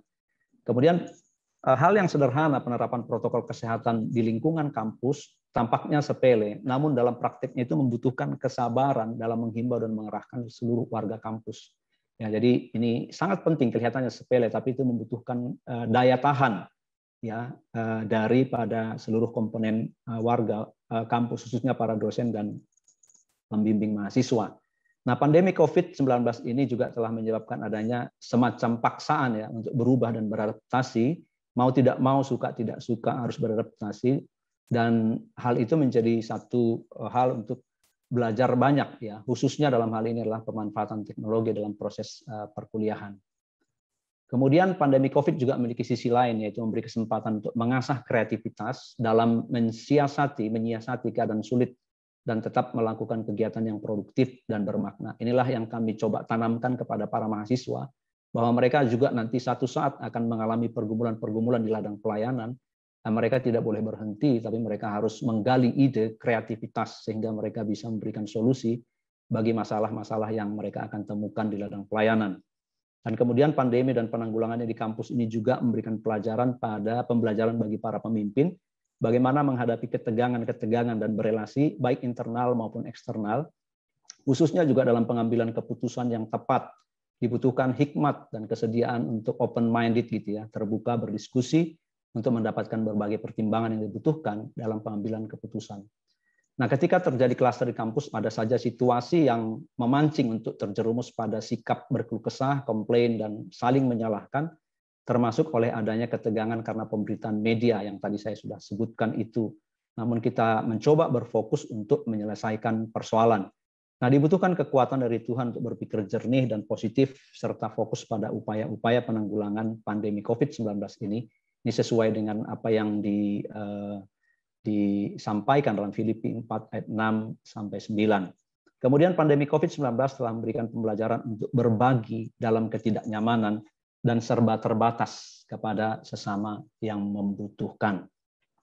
Mungkin itu yang bisa kami sampaikan. Pada kesempatan ini juga kami mengucapkan terima kasih pada Persetia yang juga mendukung STT SAPPI pada waktu STT SAPPI mengalami paparan COVID-19. Tuhan memberkati kita semuanya. Saya kembalikan kepada Ibu Justisia. Baik, terima kasih Pak Franklin untuk presentasinya. Dan yang terakhir kita akan dengarkan presentasi dari Pak Tony dari STT Setia Jakarta. Untuk 3 panelis yang lain, Bapak Ibu bisa melihat ada beberapa komentar di kolom chat. Nanti sesudah ini bisa langsung merespon. Silakan Pak Tony. Oke, baik, terima kasih. Salam sejahtera bagi kita sekalian. Salam sehat bagi seluruh peserta yang hadir di ruang Zoom ini dan juga panitia yang sudah menyelenggarakan kegiatan yang cukup bermanfaat sampai dengan hari kedua ini, bisa memberikan wawasan yang luas bagi semua kita para dosen dan juga para teolog di seluruh Indonesia ini. Saya akan mewakili STT Setia karena saya yang ditunjuk untuk menyampaikan refleksi teologi dan juga pengalaman yang kami alami ketika sampai dengan saat ini sebagai STT, salah satu STT yang ada di Jakarta.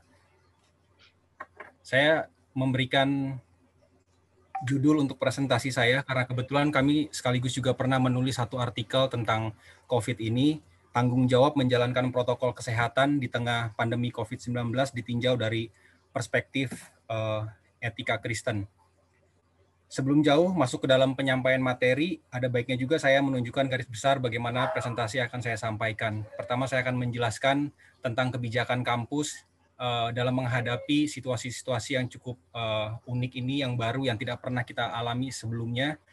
Lalu saya coba merefleksikan apa yang terjadi di tengah-tengah kita, karena sebagai teolog kita juga berusaha untuk melihat sekeliling kita zaman kita, lalu apa yang harus kita kontribusi apa yang bisa kita berikan kepada mahasiswa, kepada jemaat dan orang-orang Kristen di seluruh Indonesia. Lalu izinkan saya untuk bisa menyampaikan pengalaman pribadi singkat yang mempunyai kaitan dengan refleksi teologis yang akan saya sampaikan. Dan yang terakhir saya akan menarik kesimpulan dari apa yang akan saya sampaikan pada siang hari ini. Terima kasih karena rekan-rekan dari SCT Papua, SCT BNKP Nias, dan juga SCT SAPPI Cirajang sudah memberikan presentasi yang saya pikir tidak berbeda jauh lah dengan apa yang kami lakukan di Jakarta.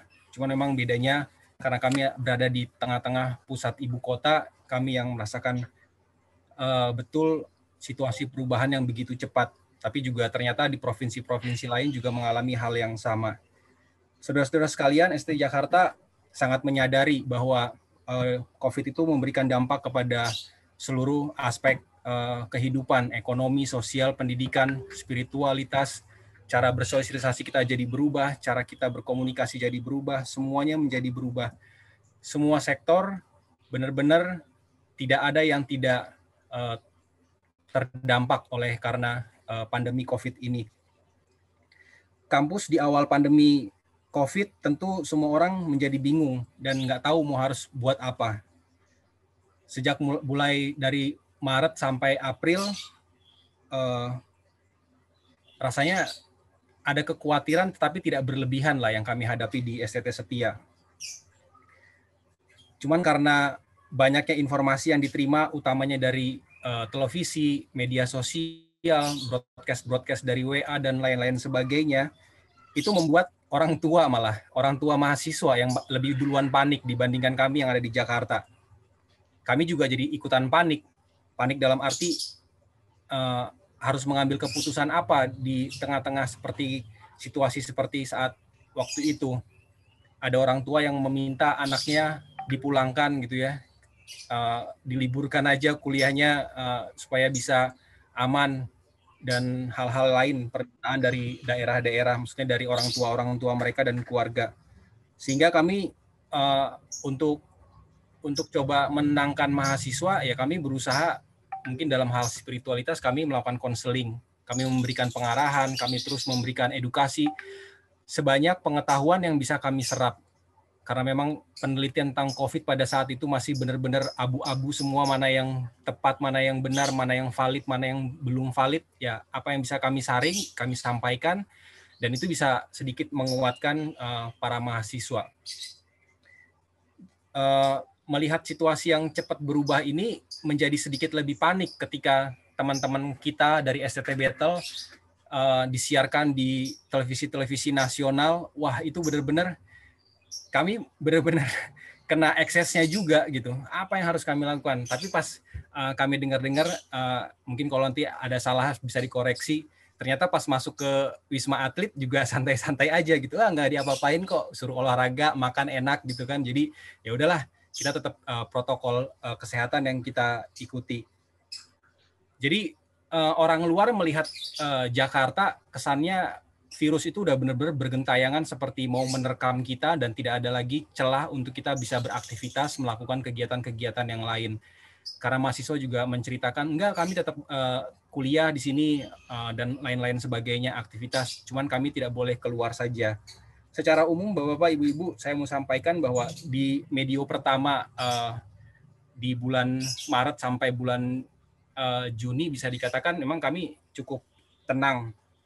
Kami berusaha berserah, tetap berdoa, tetap berpuasa, karena kami juga nggak tahu mau buat apa. Kami keterbatasan dengan banyak hal, terutama di bidang finansial. Jadi kami hanya panik ketika ada situasi-situasi dari informasi yang kami dapat, entah melalui mahasiswa, entah melalui staf dosen, ataupun dari mitra-mitra yang lainnya. Sejauh ini sampai bulan Juni kami tetap santai-santai aja. Tetapi situasi itu jadi sedikit berubah karena banyak juga staf dosen yang menginginkan mengabulkan apa yang diinginkan oleh orang tua mereka, orang tua mahasiswa. Akhirnya kami memberikan kebijakan anak-anak mahasiswa yang mau pulang mengikuti protokol, lakukan apa yang dituntut oleh orang tua. Jadi hampir sekitar 40% ada mahasiswa yang kami izinkan pulang ke daerah mereka masing-masing. Jadi situasinya, kebijakan pada saat itu ataupun situasi yang terjadi, ada perkuliahan yang sudah kami sesuaikan, blended learning kayak gitu. Kalau tadi SAPPI bilang ada mengerjakan tugas di dalam perpustakaan, kami 40% mahasiswa yang kembali ke daerah itu, ya udah sedapat mungkin kalau misalnya mereka bisa online, mereka akan online. Kalau misalnya tidak, ya udahlah kita anggap kebijakan kampus. Yang penting kalian tetap berkomunikasi dengan dosen, dengan teman-teman. Jadi hampir semua mata kuliah itu punya grup WA tersendiri. Jadi kapan saja dosen bisa sharing materi-materi perkuliahan. Jadi ini beberapa gambaran yang bisa saya sampaikan tentang situasi kampus sampai dengan bulan Juni apa bulan Juli ya. Jadi semuanya berjalan dengan sangat biasa saja. Kalau misalnya saya mau katakan, mungkin STT Setia adalah salah satu STT yang paling nekat lah di Jakarta. Saya punya banyak teman juga yang STT di Jakarta itu meliburkan, hampir semuanya meliburkan mahasiswanya. Kami meliburkan tidak semuanya, mungkin karena tidak semuanya bisa pulang ke kampung dan juga ngapain juga di kampung juga nggak bisa dapat akses internet dan lain-lain sebagainya. Jadi ya masih ada yang di Jakarta. Tapi memang ada beberapa hal yang terjadi setelah memasuki bulan Desember itu, menjelang bulan Desember, setelah penerimaan mahasiswa baru di bulan Juli, kami juga menyediakan ruang-ruang isolasi. Ketika mahasiswa baru datang, mereka harus tinggal di dalam satu ruangan tertentu yang dijaga oleh beberapa staf yang sudah mendapatkan edukasi tentang kesehatan, mengawasi temperatur tubuhnya, flu atau enggak, karena memang mereka datang juga udah lewat tes antigen kalau nggak salah waktu itu zamannya masih antigen. Jadi kami tetap mengedepankan prokes gitu ya. Anak-anak malah yang malas olahraga tuh pagi-pagi kami suruh semuanya olahraga, berjemur dan lain-lain sebagainya. Otomatis memang jam kuliah itu agak sedikit terganggu. Dosen-dosen pun tidak dipaksa, maksudnya dalam arti dikenakan sanksi kalau misalnya dia punya keluhan batuk pilek, nggak usah datang aja daripada nanti membawa virus atau carrier gitu ya masuk ke dalam kampus. Jadi dosen yang ada di kampus tetap mengajar. Kami yang tinggal di luar boleh datang kalau misalnya kondisi kesehatan kami baik.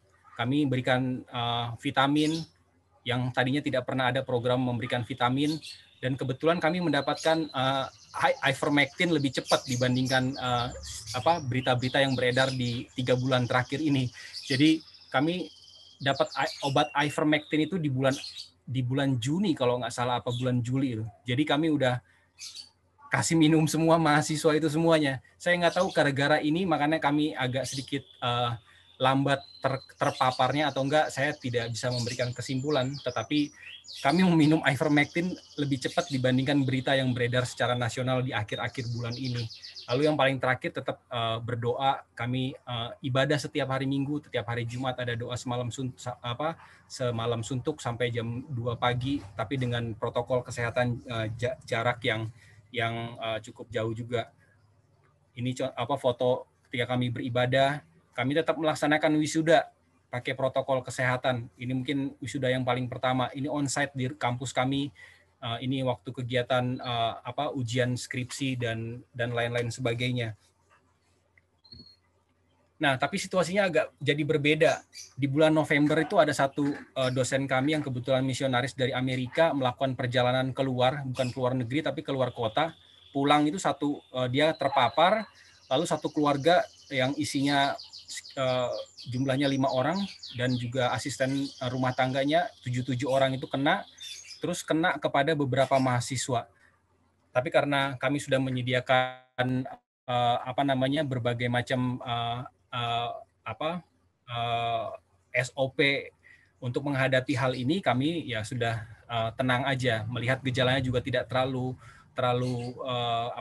bahaya, memberatkan, tidak ada komorbid kepada mahasiswa utamanya, semuanya bisa dilalui ketika mereka isoman, kami pisahkan dari anak-anak. Tetapi memang itu cukup menghebohkan. Jadi berita di antara anak, wah udah kena, wah kena semua, hampirnya malah buat kepanikan di minggu ketika informasi itu tersebar. Kenapa bisa kena? Dan juga ini ya selain memang kehendak Tuhan, saya melihat emang ketika memasuki bulan Juli, Agustus, September, ya November, prokes kami itu menjadi lemah. Anak-anak yang tadinya tidak boleh keluar diberikan kebijakan boleh keluar, radiusnya nggak terlalu jauh-jauh lah, dan durasinya juga hanya 1 jam. Tetapi mungkin keputusan itu kami nilai juga keliru. Tapi ya bagaimana, mahasiswa juga tertekan dengan situasi tidak boleh benar-benar keluar melewati pagar, hanya boleh di dalam kampus saja. Dan di situ juga berpengaruh kepada kesehatan mereka. Dosen juga semakin bebas aja keluar masuk, tidak lagi dicek. Biasanya pokoknya kalau misalnya tidak flu, boleh masuk, harus pakai masker dan lain-lain sebagainya. Tetapi kadang-kadang berinteraksi dengan mahasiswa ada aja yang lepas masker dan lain sebagainya. Lalu di tengah-tengah bulan Maret di tahun 2021, singkatnya gitu ya, ketika mulai dosen-dosen menerima vaksin karena sebagian besar adalah rohaniawan, mendapatkan bagian pertama di Jakarta di bulan Maret. Jadi sebagian besar dosen itu menerima vaksin. Mungkin dipikir setelah divaksin, wah udah kebal nih saya nih, udah nggak ada apa-apa lagi nih. Jadi makin melemah lah protokol kesehatan. Dari semua pengalaman itu kami coba merefleksikan situasi ini di dalam bidang kami, dalam bidang teologi. Lalu saya memimpin suatu penelitian dengan dosen-dosen yang mempunyai minat di bidang etika. Lalu kami mencoba untuk kontribusi secara pemikiran. Judulnya sama seperti yang saya sampaikan di awal, tanggung jawab menjalankan protokol kesehatan di tengah pandemi COVID-19 ditinjau dari perspektif etika Kristen. Kami lakukan mulai Februari sampai dengan bulan Juni. Penelitian ini kami tulis, dan di bulan Juni kemarin artikel ini sudah terpublikasi di salah satu jurnal di Indonesia, di salah satu STT. Nah, rumusan yang kami lakukan untuk menjawab permasalahan kami, bagaimana peran orang percaya sebagai wujud etis teologis berupa tanggung jawab yang diberikan Tuhan mampu kita jalankan dalam konteks pandemi COVID-19 ini. Karena kami melihat bahwa banyak sekali masalah yang timbul karena ekses daripada situasi pandemi ini.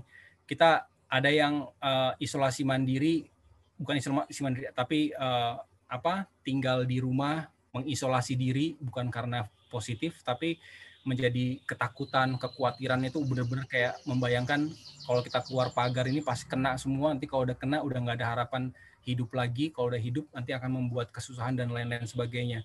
Jadi masalah itu benar-benar dekat sekali dengan bayangan saya, dengan bayangan banyak dosen yang juga kalau saya ajak diskusi melihat orang-orang di sekitarnya mengalami depresi, mengalami kekhawatiran, ketakutan, dan lain-lain sebagainya. Hal yang pertama yang kami lihat dari bentuk tanggung jawab ini merupakan aktualisasi dari respon terhadap anugerah Allah. Saya mengutip salah satu profesor etika bernama Swicker dari Chicago University berkata, tanggung jawab itu sendiri bukanlah objek atau norma etika, melainkan wujud eksistensi moral, wujud yang diartikan sebagai penghormatan dan peningkatan keutuhan hidup. Seorang teolog dari Belanda bernama Douma yang juga menulis buku etika yang tersebar juga di toko BPK menekankan bagaimana kita mengaktualisasi kehidupan kita sebagai orang percaya harus sesuai dengan konteks dan situasi yang terjadi pada saat itu. Jadi kita diberikan ruangan, sebenarnya ada ruangan. Kalau Pak Yowas kemarin mengatakan kita harus merenung, meratapi apa yang terjadi, tetapi tetap Tuhan memberikan satu ruangan di mana kita tetap bisa mengaktualisasikan panggilan kita sebagai orang-orang percaya di tengah situasi yang cukup berat ini. Yang kedua, tanggung jawab itu penting untuk dikembangkan dalam kehidupan sehari-hari sebagai wujud pemahaman akan nilai-nilai tertentu.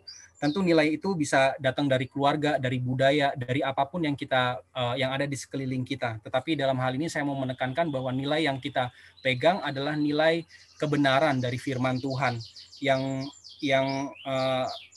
itu menjadi fondasi bagaimana menggerakkan setiap aspek dalam kehidupan kita masing-masing. Dalam situasi sulit ini dalam situasi yang tertekan seperti kayak gini, mudah sekali kita untuk mengidentifikasi orang-orang yang ada di hadapan kita, yang ada di sekeliling kita. Nilai-nilai apa yang mereka pegang. Jadi semakin nilai itu tidak kokoh, akan nampak orang tersebut akan berperilaku seperti apa. Jadi kita bisa menilainya. Namun etika tanggung jawab juga tidak bisa berdiri sendiri. Etika tanggung jawab harus berpadanan dengan nilai, dengan tugas, dan juga kewajiban. Tanggung jawab menjadi sebuah prinsip esensi dari seorang manusia yang penting dalam kehidupan dalam kehidupan beretika. Jadi perlu dipelihara, perlu berproses, dan juga perlu dilatih. Hal berikutnya adalah saya mau mengatakan bahwa kalau menurut para ahli, tanggung jawab itu setidaknya ada dua yang perlu kita ketahui. Yang pertama adalah retrospektif dan prospektif. Seorang profesor bernama Wolfgang Haber dari Heidelberg di Jerman, dia juga profesor etika, mengatakan bahwa di dalam tanggung jawab etika Kristen dilihat perspektif teologis lebih cocok kepada retrospektif. Artinya tanggung jawab terutama dilihat atas perbuatan di masa lalu dan memiliki konsekuensinya di hadapan Allah. Ada kewajiban dan tugas panggilan orang percaya melakukan sesuatu yang Allah inginkan. Ini bisa disebut sebagai tanggung jawab juga. Paulus menasihati gereja untuk memikirkan perkara yang di atas, bukan hanya di bumi. Dalam konteks pandemi ini, apa yang dipikirkan yang di atas punya dampak pada kehidupan kita di masa sekarang. Maksudnya di situasi pandemi ini. Yang terakhir, tinggal 1 menit ya Pak Tony. Oke, yang terakhir ada tanggung jawab salah satu bentuk ketaatan daripada perintah Tuhan di tengah kebebasan untuk hidup yang berakar pada tindakan bebas Allah dalam Yesus Kristus. Nah, jadi ini 4 dimensi yang saling keterkaitan antara diri sendiri kepada Tuhan, kepada sesama, dan juga kepada dunia. Di akhir daripada presentasi ini saya akan memberikan testimoni tentang pengalaman apa yang dialami setelah mempublikasikan artikel itu, setelah melewati perenungan tentang secara teologis tentang situasi ini tangan saya diikat dengan sarung tangan dalam keadaan yang berbeda. Ini setelah 4 rumah sakit menolak saya karena penuh semuanya, akhirnya saya diterima di RSCM di Salemba. Diikat untuk mengambil darahnya itu diikat pakai sarung tangan. Sampai akhirnya saya sembuh, tetapi menular ke seluruh keluarga saya. Sampai anak bayi saya yang baru berumur 2 bulan terpaksa harus di PCR juga. Jadi puji Tuhan bayi ini tidak terpapar, jadi tinggal saya saja yang negatif. Saya dan bayi 2 bulan ini selebihnya terpapar positif COVID. Dalam situasi yang panik ini kami berusaha berdamai. Tidak ada lagi jalan keluar. Pada saat itu Jakarta benar-benar dalam keadaan mencekam, rumah sakit sangat full, semuanya susah sekali untuk bisa mendapatkan perawatan medis di rumah sakit. Jadi hanya satu pilihannya, berserah dan tinggal di rumah. Satu kesempatan yang paling saya ingat dalam masa ini adalah saya diberikan kesempatan untuk bisa mengaktualisasikan masalah yang saya terjadi dalam kehidupan saya. Akhirnya saya diberikan kesempatan untuk melakukan donor darah plasma konvalesen ya, untuk membantu orang. Nah, jadi memang ini prosesnya sangat melelahkan, harus berpuasa, harus antri, dicek lagi darahnya ini memungkinkan atau tidak untuk diambil darah konvalesennya. Kalau tidak, disuruh pulang lagi. Jadi nggak semua penyintas COVID itu punya kesempatan untuk melakukan donor ini semuanya. Jadi saya puji Tuhan ketika saya terpuruk karena harus merasakan 14 hari diisolasi, tambah lagi 14 hari karena saya tidak bisa lagi keluarga seluruhnya terpapar. saya diberikan sedikit penghiburan. Darah saya bisa berguna bagi orang yang tidak saya kenal, untuk 3 orang. Nah, jadi singkatnya saya mau mengatakan bahwa tanggung jawab kita secara sederhana menjalankan protokol 5M ataupun berapa M yang sekarang digalakan oleh pemerintah itu merupakan bentuk pernyataan dari integritas hidup di hadapan Allah dan menghargai anugerah Allah dalam kehidupan. Demikian presentasi saya. Mohon maaf jika berlebihan waktu. Baik, terima kasih Pak Tony dan terima kasih Bapak Ibu panelis yang lain. Di kolom chat sudah ada sejumlah pertanyaan, rata-rata menunjuk langsung kepada 4 panelis. Kira-kira saya ringkaskan pertanyaan itu begini. Yang pertama Bapak Ibu, bagaimana formasi spiritual melalui asrama yang selama ini menjadi salah satu tempat utama ya, ketika pandemi belum terjadi. Itu beberapa pertanyaan menunjuk ke situ.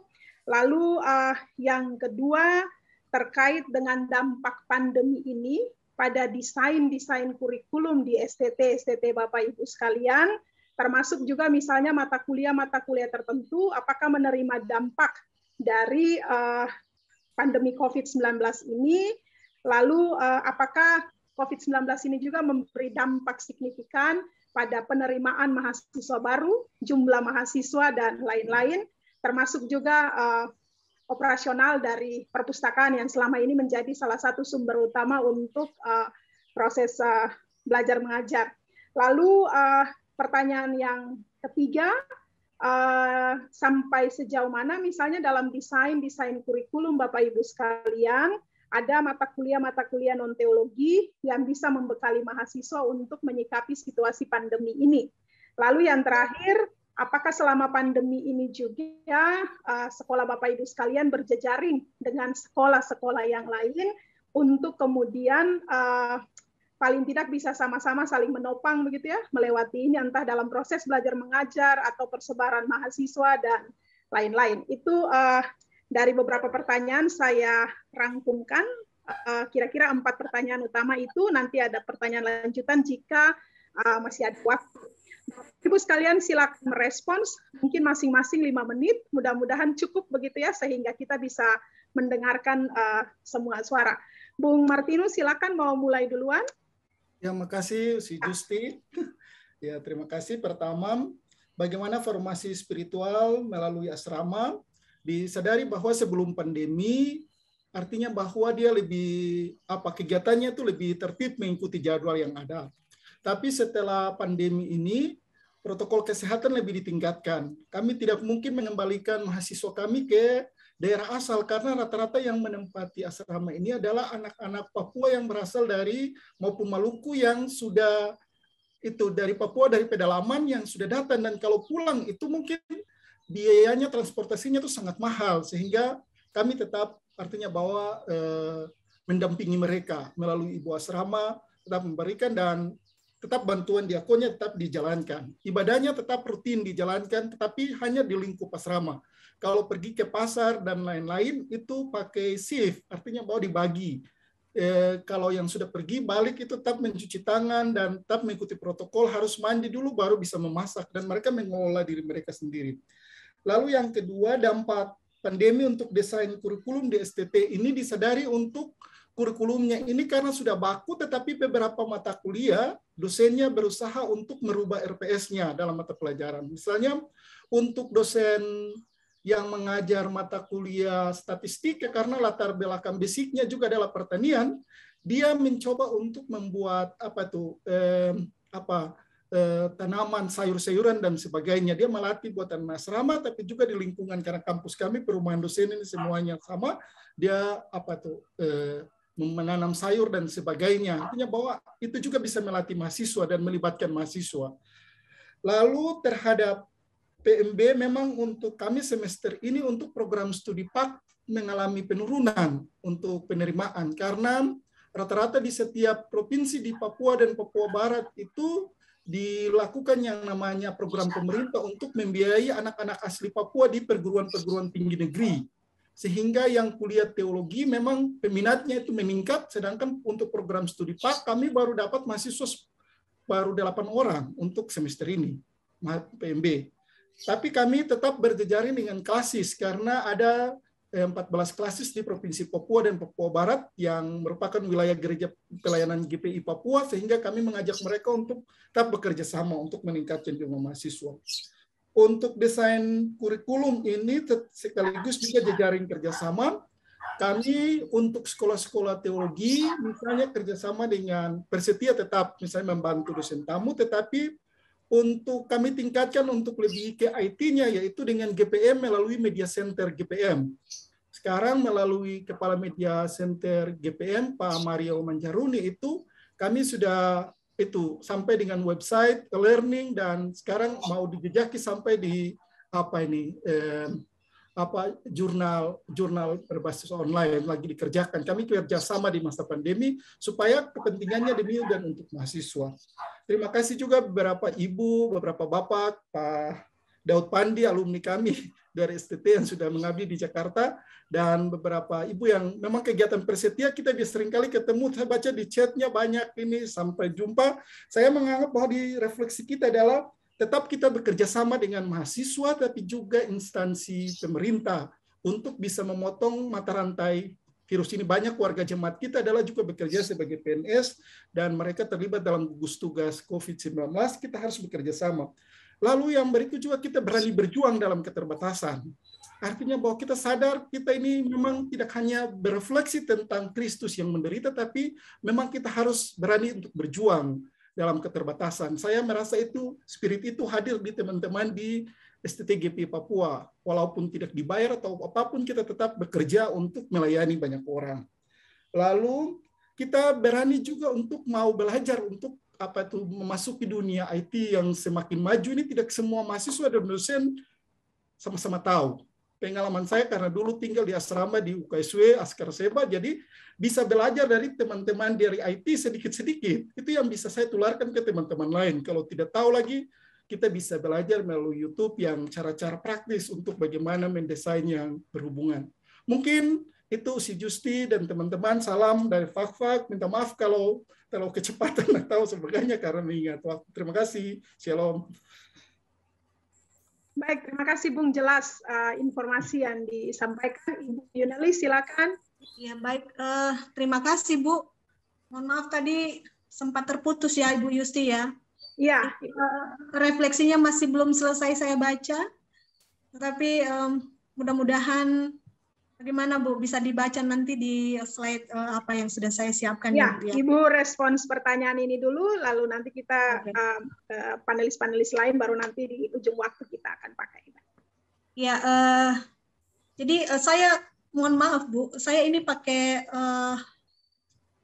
bukan karena laptop saya nggak berfungsi karena wifi mati, jadi saya pakai HP saja sehingga saya tidak bisa mencatat semua pertanyaan-pertanyaan karena keterbatasan fasilitas di HP saya. Jadi saya mencoba untuk menyampaikan beberapa hal terkait dengan apa yang sudah ditanyakan oleh Bapak Ibu. Yang pertama, ketika memang mahasiswa kami yang sudah dinyatakan sehat pulang ke kampung halaman masing-masing, lalu apa yang dilakukan oleh STT pada saat itu memang kerjasama dengan pemerintah ini sangat baik sekali.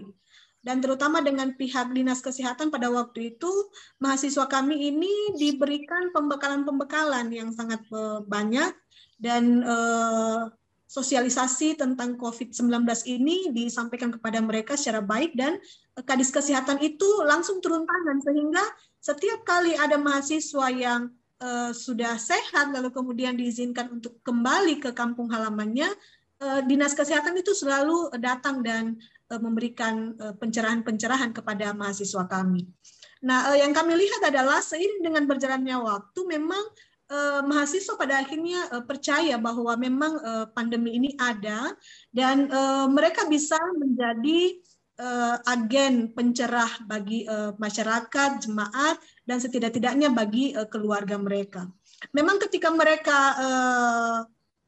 pulang ke kampung mereka dan ketika mereka kembali mengatakan kepada kami bahwa memang awalnya ada orang yang tidak percaya, tetapi ketika mereka katakan mereka nggak percaya, tetapi terhadap mereka yang sudah COVID ini, mereka tidak mau mendekat dengan mereka. Jadi di satu sisi mereka katakan tidak percaya, tetapi terhadap mereka yang dinyatakan positif, mereka tidak mau mendekat.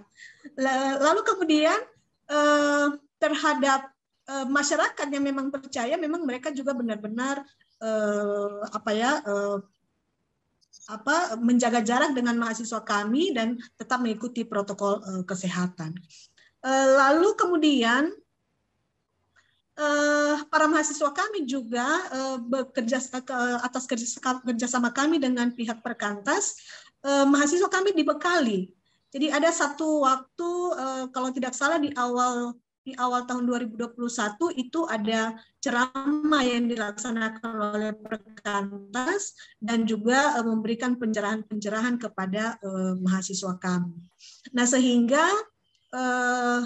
seiring dengan berjalannya waktu, mahasiswa semakin sadar, keluarga juga turut disadarkan, sehingga pada akhirnya mereka bisa memahami, dan ini sebuah kebiasaan yang pada akhirnya sudah menjadi kebiasaan yang sudah berlaku di STT, di mana disiplin-disiplin terhadap protokol kesehatan ini sudah sangat ditegakkan sekali, sehingga misalnya ketika mereka kembali ke asrama, mereka harus di-swab lagi, lalu kemudian mereka harus memakai masker, di dalam ruang perkuliahan mereka harus jaga jarak. Itu merupakan sebuah kebiasaan kami di STT yang sudah kami jalani sekarang.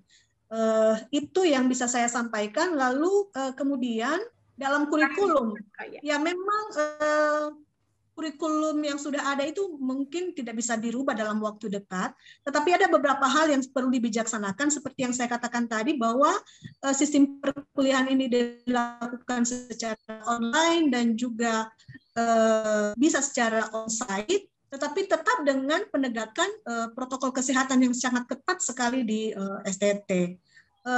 Kami memang sudah mulai memberlakukan perkuliahan secara on-site di semester ini, tetapi tidak menutup kemungkinan bahwa ada dosen-dosen juga yang melakukan perkuliahan secara online. Jadi bisa digabung antara keduanya.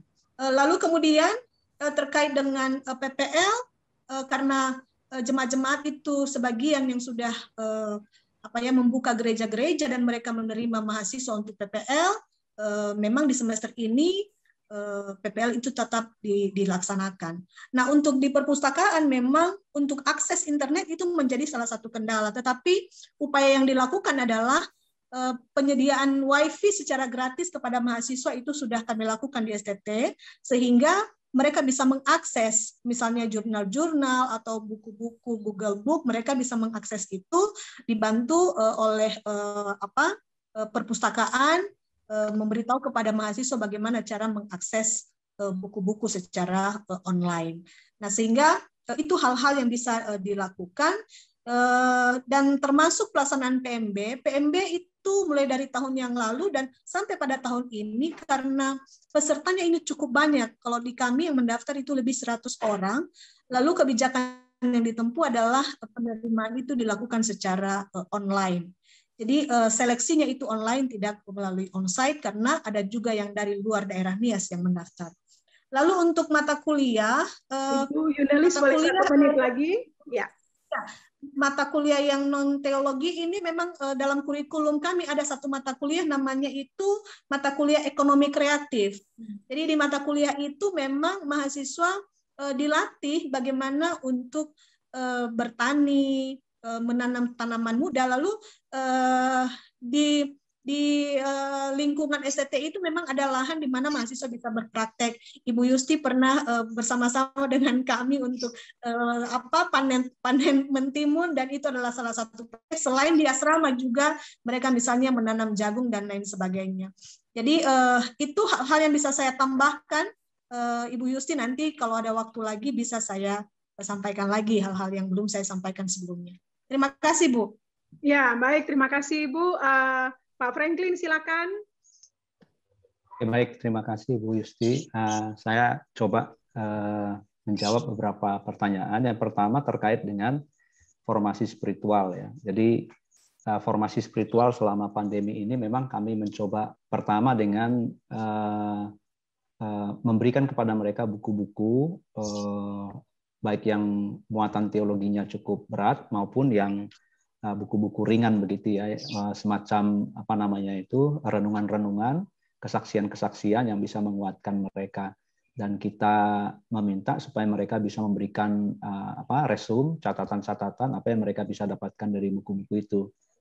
Karena pertemuan ibadah-ibadah sangat terbatas.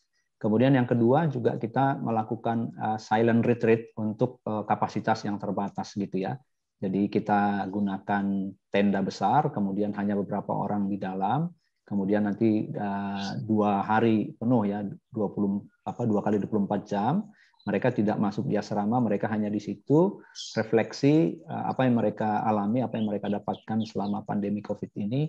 Dari berbagai kesaksian mahasiswa kami, mereka merasa dikuatkan melalui silent retreat itu. Kemudian juga melalui yang kami sebut tadi seperti PPK ya, jadi praktek pembekalan di kampus.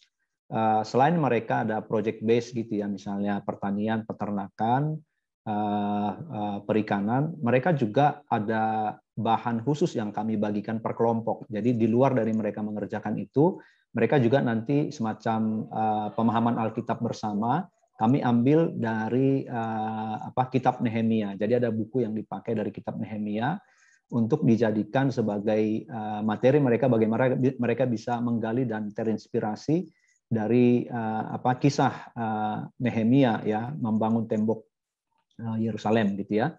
Nah, kemudian bagaimana dampaknya terkait dengan kurikulum? Ya, dari sejak awal memang kurikulum di STT SAPP itu sekitar 70% itu adalah muatan teologia, kemudian 30%, 25-30 adalah mata kuliah yang berkaitan dengan kehidupan masyarakat pedesaan yang kita tahu agraris ya. Jadi ada pertanian, sosiologi pedesaan, kemudian komunikasi, teknologi pangan, peternakan, dan mata kuliah umum dan mata kuliah yang langsung berkaitan dengan penghidupan para masyarakat di pedesaan gitu. Sehingga dalam kesempatan PPK ini kita mempertajam. Jadi kami menyebutnya sebagai reskilling. Apa yang mereka sudah pelajari coba digali kembali dari hulu ke hilir sehingga mereka lebih menguasai lagi, termasuk tadi bidang-bidang pertanian itu. Kemudian semacam formasi spiritual khusus melalui tadi materi bahan-bahan PA tadi yang dibahas di dalam kelompok mereka masing-masing. Mereka ada 2 kelompok tentu dengan protokol kesehatan tentunya ya. Kemudian juga bagaimana kaitan daripada ada satu hambatan memang khususnya di luar daripada perkuliahan, kami ada sebut sebagai BLK ya, Bina Latihan Keterampilan buat mahasiswa kami di luar dari perkuliahan dan itu 0 SKS yang mendatangkan fasilitator untuk melatih mereka gitu ya. Nah, selama pandemi ini memang kami sangat terkendala karena kalau dibuat jarak jauh itu sangat menyulitkan, kalau dibuat online misalnya bagaimana mereka belajar tata rias atau potong rambut atau memainkan alat musik dari jarak jauh kelihatannya kurang efektif karena waktu yang disediakan juga tidak terlalu banyak. Jadi kami untuk sementara ini kami hentikan, untuk semester baru nanti kita akan coba rancang kembali bagaimana itu bisa dilakukan dengan efektif. Kemudian mahasiswa baru seperti rekan-rekan yang lain juga tentunya kami mengalami penurunan tapi memang tidak terlalu signifikan. Misalnya tahun sebelumnya itu bisa dapat sampai calon mahasiswanya itu yang mendaftar sekitar 70-an begitu ya sampai 80, tahun ini hanya 60. Rata-rata kami ambil perangkatan itu 20 sampai 30 orang. Ya, ada kesulitan karena biasanya kami 4 daerah kami kunjungi setiap tahun untuk recruiting mahasiswa. Karena pandemi itu sangat terkendala sekali sehingga kita ada penurunan memang, tapi bersyukur masih ada cukup mahasiswa baru yang masuk. Kemudian operasional perpustakaan selama pandemi ini memang kami coba perlebar jamnya ya sehingga tidak terlalu padat dalam perpustakaan dan jam bukanya kita dari pagi sampai malam itu sehingga mereka memiliki kesempatan untuk membaca buku, lebih waktu luang mereka bisa digunakan dengan baik. Kemudian bagaimana dengan mata kuliah yang teologi tadi saya sudah sebutkan bahwa kami kurikulumnya memang dari awal sudah dirancang bagaimana mereka mempelajari termasuk juga entrepreneurship atau kewirausahaan. Mereka bisa belajar dengan harapan mereka nanti bisa membangun buat diri mereka sendiri dan juga buat jemaat yang akan dilayani, memberdayakan masyarakat. Kemudian terkait dengan jejaring, sesama STT belum pernah ada upaya untuk itu, tapi mungkin banyak kendala, khususnya juga untuk desain kurikulum terkait dengan MBKM ya di masa pandemi ini. Bagaimana kita bisa student exchange atau lecture exchange gitu ya, coba bertukar gitu ya. Itu baru di dalam tahap pengenalan saja, baru mencoba diskusi, belum dieksekusi. Jadi dengan kerjasama atau jaring dengan pihak lain seperti rumah sakit, Satgas COVID, kemudian lembaga-lembaga lain yang menolong kami juga dalam menanggulangi, termasuk juga Persetia seperti tadi saya sampaikan, dan juga BMPT KKI ya, yang juga berkontribusi dalam membantu atau menolong STT SAPPI dalam keadaan selama pandemi ini. Kira-kira demikian Bu Justisia dan Bapak Ibu sekalian, terima kasih. Banyak Pak Franklin untuk responsnya. Yang terakhir, ini silakan 5 menit mungkin bisa dipakai. Iya, kayaknya hampir semuanya udah sama lah, tidak ada yang berbeda. Hanya saya cuma ingat doang bahwa STT Setia berpartner ber-MOU dengan salah satu jejaring internasional namanya Third Mill. Ini juga saya sekalian promosi STT Setia. Third Mill punya Dr. Richard L. Pratt. Mungkin cukup banyak yang pernah membaca bukunya yang diterjemahkan oleh Saat Malang. Jadi kami dosen-dosen teologi itu santai aja, suruh aja mahasiswa nonton di YouTube tuh, tonton semuanya. Lu denger sendiri, pulang kasih sadur, karena itu semuanya udah isi mata kuliah. Jadi itu ada pertanyaan kurikulumnya bagaimana, ya udah itu kasih tonton aja itu YouTube, anak-anak juga. Jadi mau dia tiduran di asrama, mau yang penting ikutin semua kurikulum yang ada di Third Mill itu udah kami hitung. Itu salah satu yang agak berbeda yang ingin saya sharingkan. Jadi sekali lagi, Third Mill itu bisa menjadi andalan buat kita. Itu ditulis oleh profesor-profesor teologi dan sudah diterjemahkan di Indonesia. Videonya udah dalam bahasa Indonesia juga, jadi enak. Ya mungkin akan beda sedikit dari segi latar belakang teologinya, tapi masih nggak sesat lah menurut saya. Itu cukup reform lah.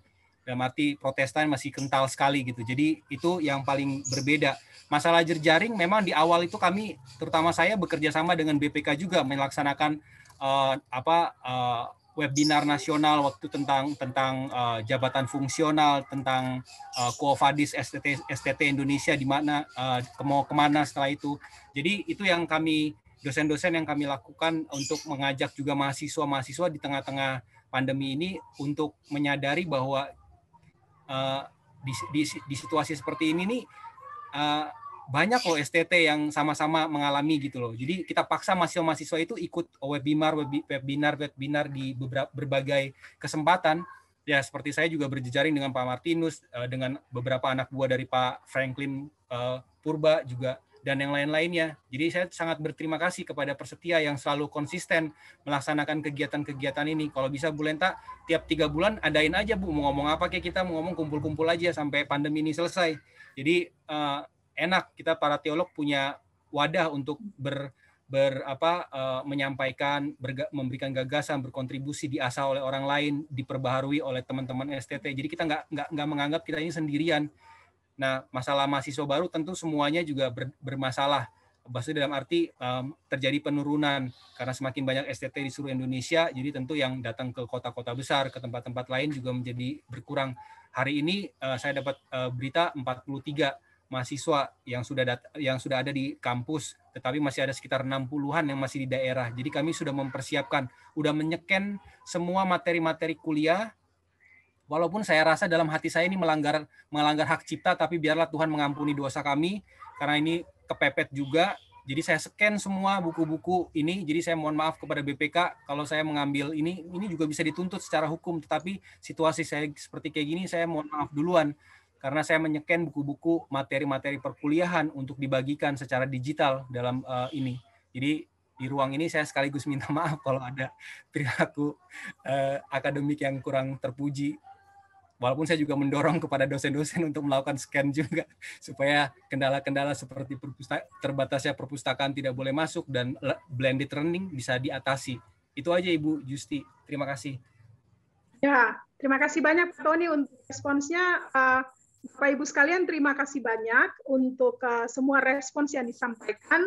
waktu kita tinggal 5 menit begitu, sehingga kalau untuk mau merespons ada 1-2 pertanyaan lain, tapi saya kira tadi sudah sempat disinggung ya.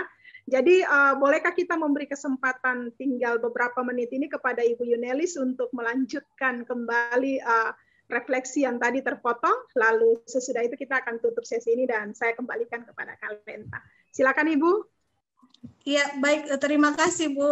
Saya hanya mau menyampaikan sedikit lagi bagian refleksi yang menurut saya terpenting adalah awalnya tadi saya sudah mengatakan bahwa situasi yang kami alami ini serasa kami sedang berada di padang gurun. Dan di padang gurun itu juga STT merasakan tetesan-tetesan air yang memberi kelegaan dan kekuatan, sehingga kami berkata, Tuhan adalah gembalaku dan takkan kekurangan aku. Jadi itu saya rasa poin dari apa yang kami rasakan di STT. Dan pada akhirnya saya juga mewakili pimpinan STT BNKP Sunderman, seluruh para dosen dan mahasiswa, mengucapkan terima kasih yang sebesar-besarnya kepada Bapak Ibu pengurus Persetia, Bapak Ibu pimpinan anggota Persetia, dan Bapak Ibu yang tidak kami bisa sebutkan satu persatu, yang telah membantu kami melalui doa, dukungan, yang kami sadari bahwa dukungan, doa, bantuan yang diberikan oleh Bapak Ibu kepada kami ketika pandemi melanda kami di November 2020 yang lalu, itu adalah sebagai wujud pemeliharaan Tuhan dan penyertaan Tuhan bagi kami yang sedang berada di padang gurun. Jadi mengakhiri presentasi saya dan sharing saya di sore hari ini, saya mengatakan bahwa kiranya Tuhan Yesus Kristus senantiasa memelihara kita kapanpun, dimanapun, dan dalam keadaan apapun. Jadi demikian Bu, terima kasih. Mohon maaf jika dalam presentasi sempat terputus-putus karena jaringan yang memang tidak mendukung. Ya Bu. Terima kasih banyak Ibu Yunelis, terima kasih Bung Martinus, terima kasih Pak Tony, dan terima kasih Pak Franklin yang sudah berbagi cerita yang menginspirasi kita pada sore hari ini. Dan saya kira kita semua yang ada di ruangan ini setuju bahwa kita tidak berjalan sendiri karena kita punya pergumulan yang sama dan kita punya kawan seperjalanan. Tuhan memberkati Bapak Ibu semua dalam tugas pelayanan di STT masing-masing. Saya kembalikan kembali kepada Kalenta. Terima kasih Kak Justi yang sudah memandu sesi ketiga di hari ini. Terima kasih Bu Yunelis, Pak Tony, Pak Franklin, dan juga Pak Martinus untuk presentasinya. Dan saya juga percaya bahwa sekolah-sekolah lain, STT-STT lain yang tidak presentasi hari ini juga mungkin mengalami hal yang sama dan mungkin juga mengalami refleksi yang berbeda, tapi besok di diskusi kelompok mungkin itu akan keluar semua begitu ya. Kita boleh berbagi cerita lagi dalam diskusi kelompok. Baik, terima kasih banyak Bapak Ibu untuk sesi ketiga ini. Walaupun peserta tinggal 136, biasanya di atas 150, mungkin ada yang sudah punya agenda yang lain, tapi waktu kita masih kurang 2 menit menjelang pukul 15 waktu Indonesia Barat. Terima kasih banyak Bapak dan Ibu, salam sehat, selamat beristirahat, Tuhan Yesus memberkati kita.